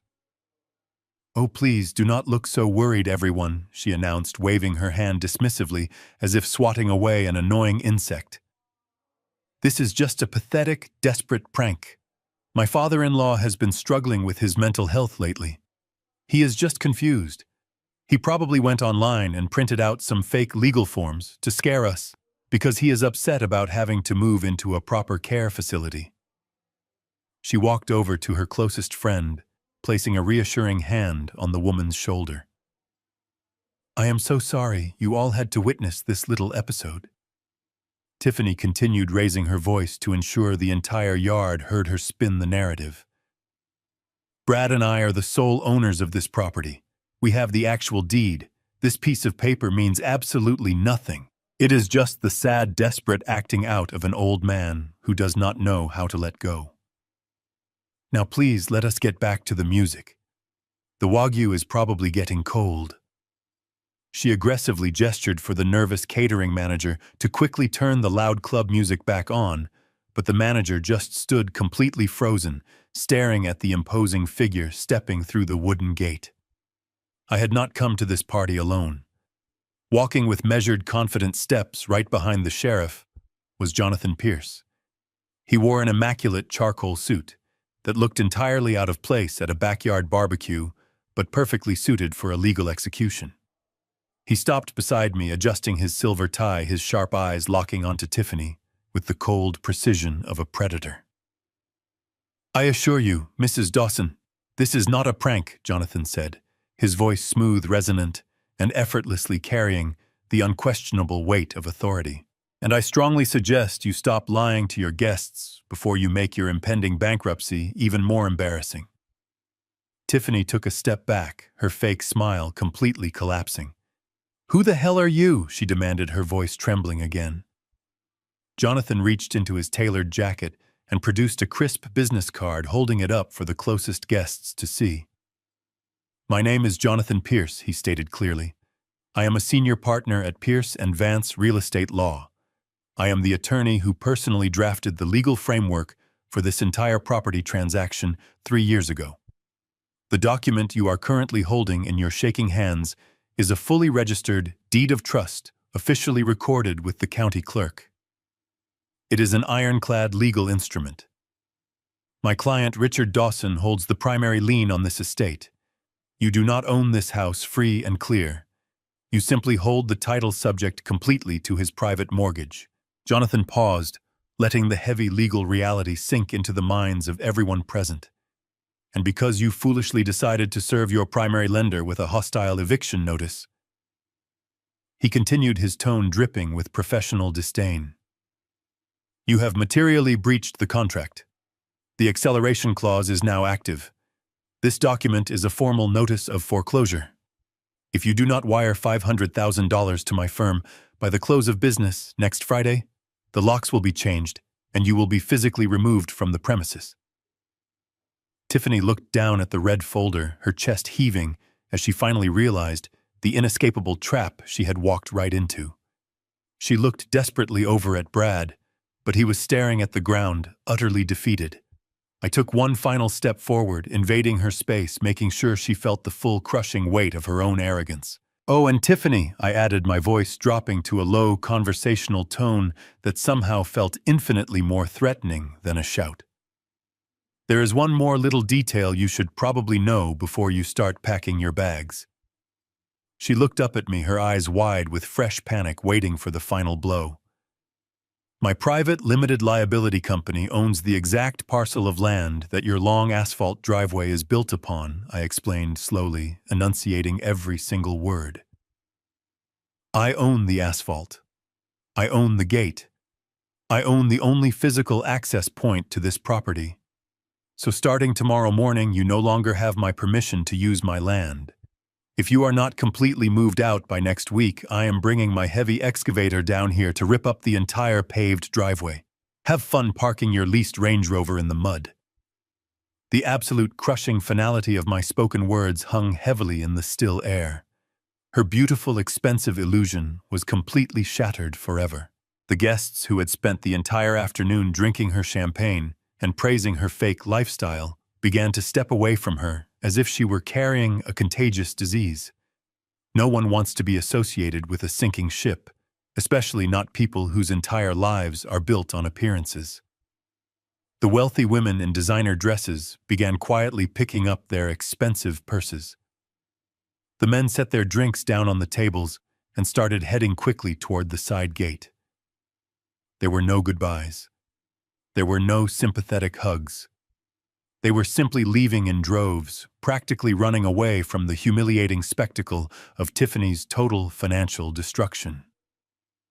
Tiffany stood completely alone by the edge of the pool, surrounded by discarded plates and half-empty glasses, watching her carefully constructed high society life evaporate before her very eyes. The sheriff tipped his hat slightly in my direction, signaling that the civil standby was effectively concluded. I turned my back on the silent, ruined party and began the long walk down my asphalt driveway, leaving them to finally face the terrible consequences of their own greed. I had barely taken 3 steps toward the safety of my driveway when a loud, agonizing wail tore through the thick silence of the backyard. I paused, the gravel crunching softly beneath my heavy work boots, and slowly turned around. The last few lingering guests were rushing through the side gates, eager to escape the radioactive fallout of the afternoon. Only the core of the disaster remained by the edge of the sparkling swimming pool. Brad had physically collapsed. He dropped straight down onto the hard stone patio, his knees slamming directly into the sharp, scattered shards of Tiffany's shattered champagne glass. He did not seem to feel the physical pain. His hands were desperately clutching the sides of his head, his chest heaving with violent, uncontrollable sobs. The meticulously crafted facade of the successful independent homeowner was completely gone, replaced by the pathetic image of a terrified child, realizing he was about to lose everything. "Dad, please wait." Brad choked out, his voice thick with mucus and raw panic. He crawled forward a few inches, his designer slacks soaking up the spilled wine and muddy water from the pool deck. "You cannot do this to me. You cannot take my home away. I never wanted any of this to happen. It was all her idea." He pointed a trembling, accusatory finger directly at his wife, throwing her completely under the heavy wheels of the consequences. She was the one who drafted the eviction notice. She was the one who found the corrupt doctor to fake the psychiatric evaluation. She manipulated me, Dad. She told me we were going to lose the house if we did not get your money. I was just trying to protect my family. Please, you have to forgive me. I am your son." Tiffany stared at the man kneeling on the ground, her initial shock rapidly boiling over into a feral, unhinged rage. Her face contorted into a mask of pure disgust. The elegant, sophisticated hostess vanished completely, replaced by a cornered, vicious animal. "You spineless, pathetic coward!" she shrieked, her voice scraping against the stone walls of the expensive house. "How dare you blame me for this disaster? You are the one who happily signed the forged power of attorney. You are the one who stood in the kitchen and drank champagne while we planned it all out. You could not even provide a decent life for your own wife and child without begging your daddy for a massive handout. You are not a real man, Brad. You are just a weak, pathetic little boy who let his ancient father ruin our perfect lives." Her venomous words struck him like physical blows, but Brad was too broken to fight back. He just stayed on his knees, weeping loudly into his hands, the beautiful marriage they had so proudly paraded around, completely dissolving into a toxic puddle of mutual hatred right before my eyes. The sheer ugliness of their true nature was fully exposed, stripping away any lingering doubt I might have harbored about my decision. Suddenly, heavy footsteps pounded against the wooden deck. Cody, who had been quietly lurking near the outdoor kitchen, realized that his golden ticket to safety was evaporating. The $75,000 he desperately needed to pay off his violent loan sharks was now securely locked away behind Jonathan Pierce's impenetrable legal wall. Panic and anger flared in his bloodshot eyes. He shoved a heavy patio chair out of his way and lunged toward me, his fists tightly clenched, his posture radiating pure violence. "You smug old bastard," Cody growled, his face turning a dangerous shade of red as he aggressively closed the distance between us. "You think you can just march in here and ruin everything? I will beat the life right out of you before I let you take that money away from my sister." He took one more threatening step, but he never got the chance to raise his hands. The sheriff moved with terrifying, practiced speed. The tall deputy stepped seamlessly between me and the approaching threat, his heavy boots planting firmly onto the stone patio. His right hand dropped instantly to his utility belt, unsnapping the heavy leather holster and gripping the bright yellow handle of his taser. "That is far enough, son," the deputy commanded, his voice rumbling, like distant thunder, carrying an absolute promise of immediate painful violence.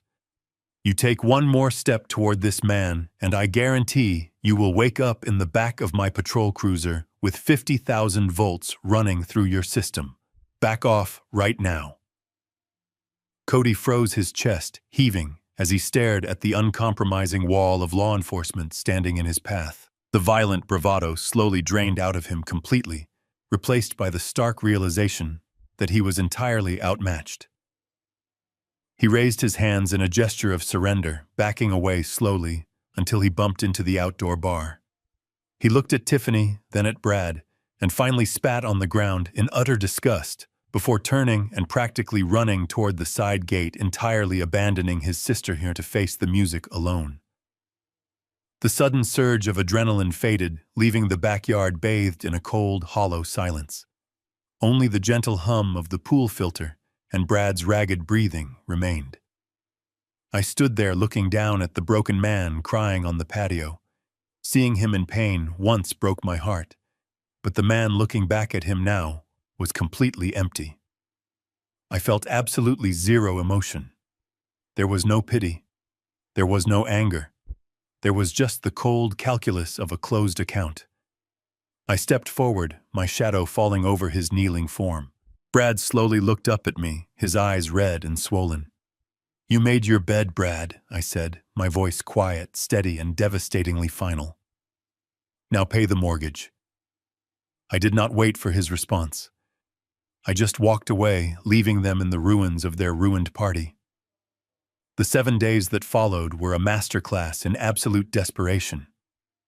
I did not return to the property during that week, choosing instead to remain safely in the comfort of my rented penthouse. Through the hidden cameras I had installed, I watched their entire world rapidly collapse piece by piece. Tiffany spent the first 2 full days aggressively calling every single major bank and local credit union in the greater Charlotte area. I watched her sit at that expensive marble kitchen island, her manicured fingers trembling as she dialed number after number.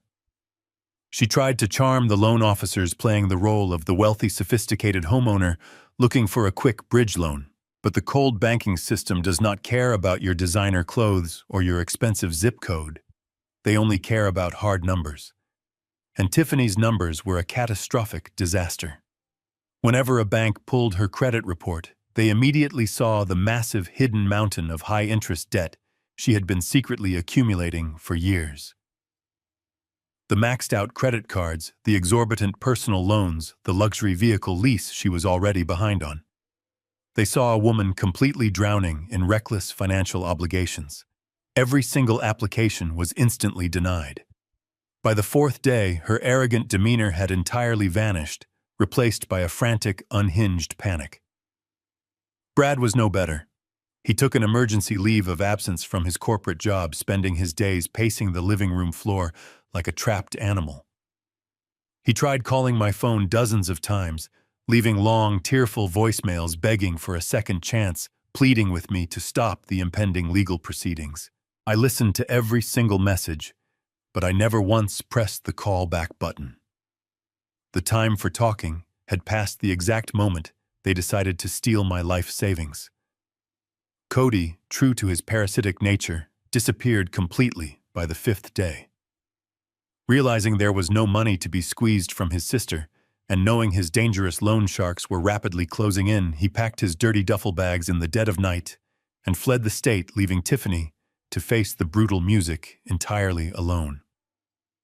When the close of business finally arrived on the 7th day, the deadline passed without a single penny being transferred to Jonathan Pierce's legal trust account. The financial default was absolute and legally binding. True to his word, Jonathan moved with ruthless efficiency. The very next morning, he formally filed the foreclosure deed with the county clerk. The massive property officially reverted entirely back to my name. Their equity was completely wiped out. The beautiful house was mine again. 2 days later, the local county sheriff returned to the estate. This time, he did not come alone. He arrived with 2 additional deputies and a thick stack of official eviction orders. I drove my pickup truck down the long asphalt driveway right behind their marked patrol cruisers. I parked near the detached garage and calmly stepped out into the cool morning air. The imposing deputies did not bother knocking gently.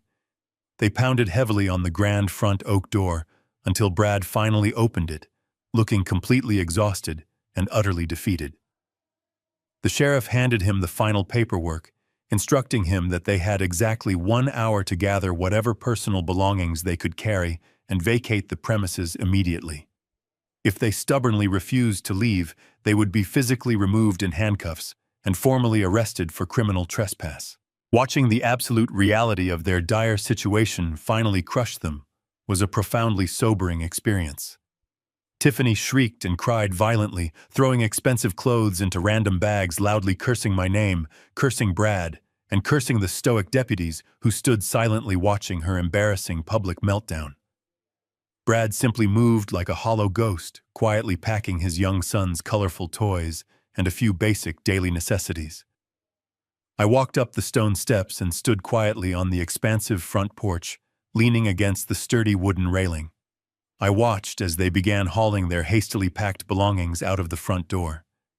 There was no expensive moving company waiting to carefully transport their luxurious furniture. There was no brand new Range Rover parked in the driveway, waiting to sweep them away in comfort. The leasing company had efficiently repossessed the luxury vehicle 2 days prior, after Tiffany missed yet another massive payment. In its place sat a dented compact rental car that Brad had desperately secured at the absolute last minute. It was a stark, humiliating downgrade that perfectly mirrored the sudden collapse of their entire fraudulent lifestyle. Tiffany struggled to shove oversized black trash bags filled with her wrinkled designer dresses into the tiny trunk of the cheap vehicle. Her flawless makeup was completely ruined, her face stained with streaks of dark mascara and bitter tears. She refused to even look in my direction, completely consumed by the devastating shame of her absolute ruin. Brad carried the last few cardboard boxes out his shoulders, slumped beneath the crushing weight of his monumental failure. He gently placed his young son into the back seat, making sure the child was secure. Then he paused by the driver's side door and finally looked up at me standing firmly on the porch of the house he had just lost forever. He looked like a man who finally understood the true cost of his own cowardice. I looked back at my only son, my face completely devoid of any sympathy. No apologies were offered. No harsh words were exchanged. The silence stretching between us was absolute, heavy, and unbroken. It was the profound, uncompromising silence of absolute victory. Brad slowly lowered his head, opened the creaking car door, and climbed into the driver's seat. He started the weak engine and drove slowly down the long asphalt driveway. I stood silently on my wide wooden porch and watched the cheap little rental car slowly turn out onto the busy main public road, disappearing completely and finally from my life forever. The silence that settled over the estate after their car vanished from sight was not the heavy, suffocating kind I had endured for the past 3 years. It was a clean, breathable silence. I walked slowly back up the long asphalt driveway, unlocked the heavy oak front door, and stepped into the sprawling foyer.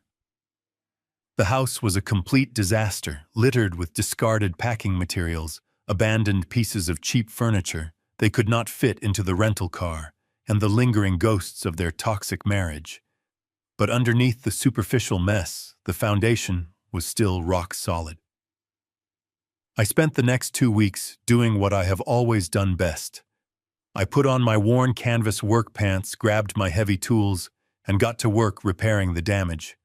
I patched the drywall where Tiffany had hastily ripped down her expensive artwork. I repainted the scuffed hallways with warm, inviting colors.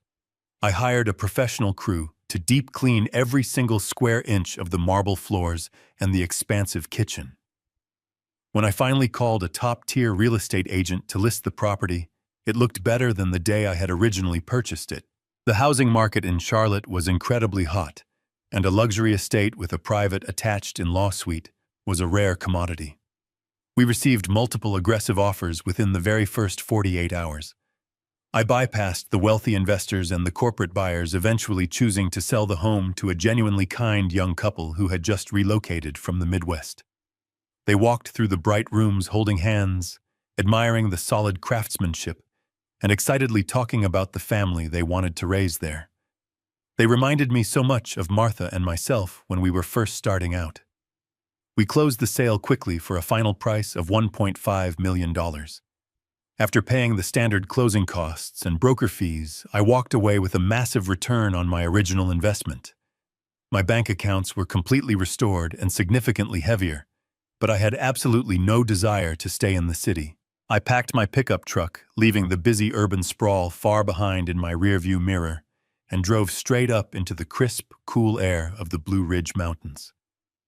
I spent weeks driving down quiet, winding roads until I finally found exactly what I was looking for.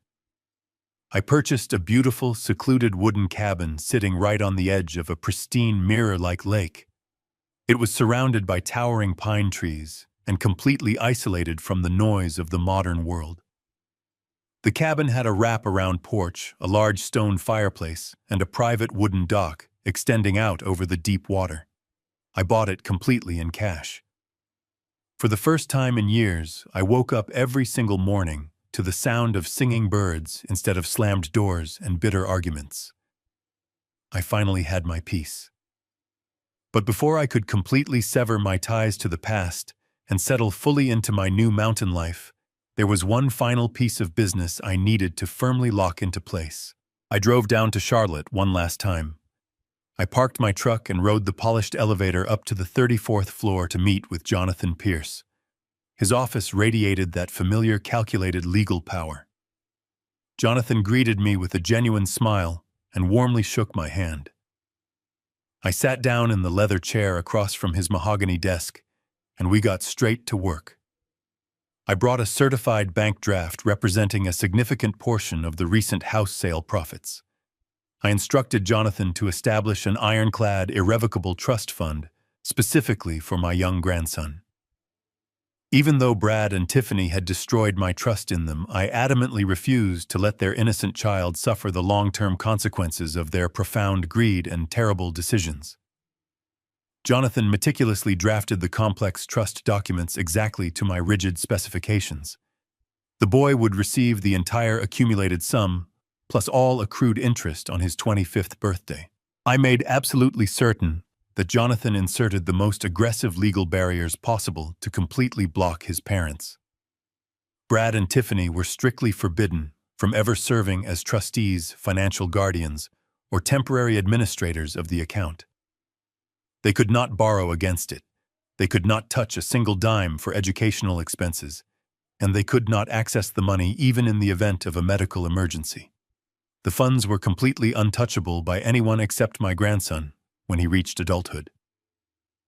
As I signed the final pages of the heavy trust document securing the boy's future, Jonathan leaned back in his chair and offered an interesting piece of closing news. He informed me that the local authorities had recently raided an illegal underground gambling operation across town. During the raid, they arrested several known loan sharks, along with a desperate man frantically trying to pass forged cashier's checks to cover his massive debts. It was Cody. He was currently sitting in the county jail facing multiple serious felony charges for grand larceny and wire fraud, with no one willing to post his expensive bail. Tiffany's parasitic brother had finally hit the absolute bottom of his downward spiral. I listened to the news with a completely neutral expression, feeling no joy, but certainly no pity. The universe has a remarkably consistent way of balancing its own ledgers.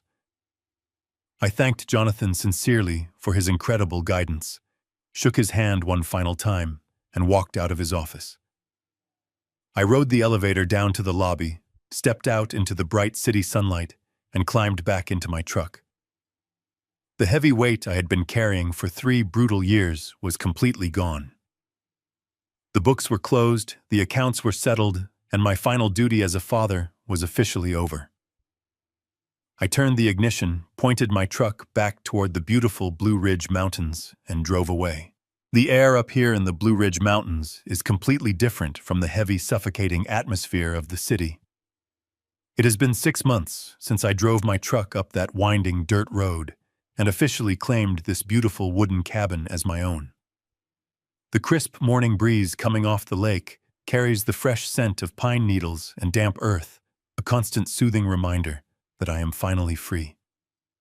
I walked out of the back door of the cabin this morning, holding a steaming mug of black coffee in one hand and my favorite fishing rod in the other.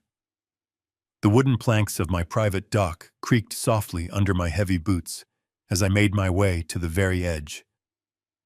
I set my coffee down on a sturdy wooden post, baited my hook with practiced precision, and cast the line far out into the calm, glassy water.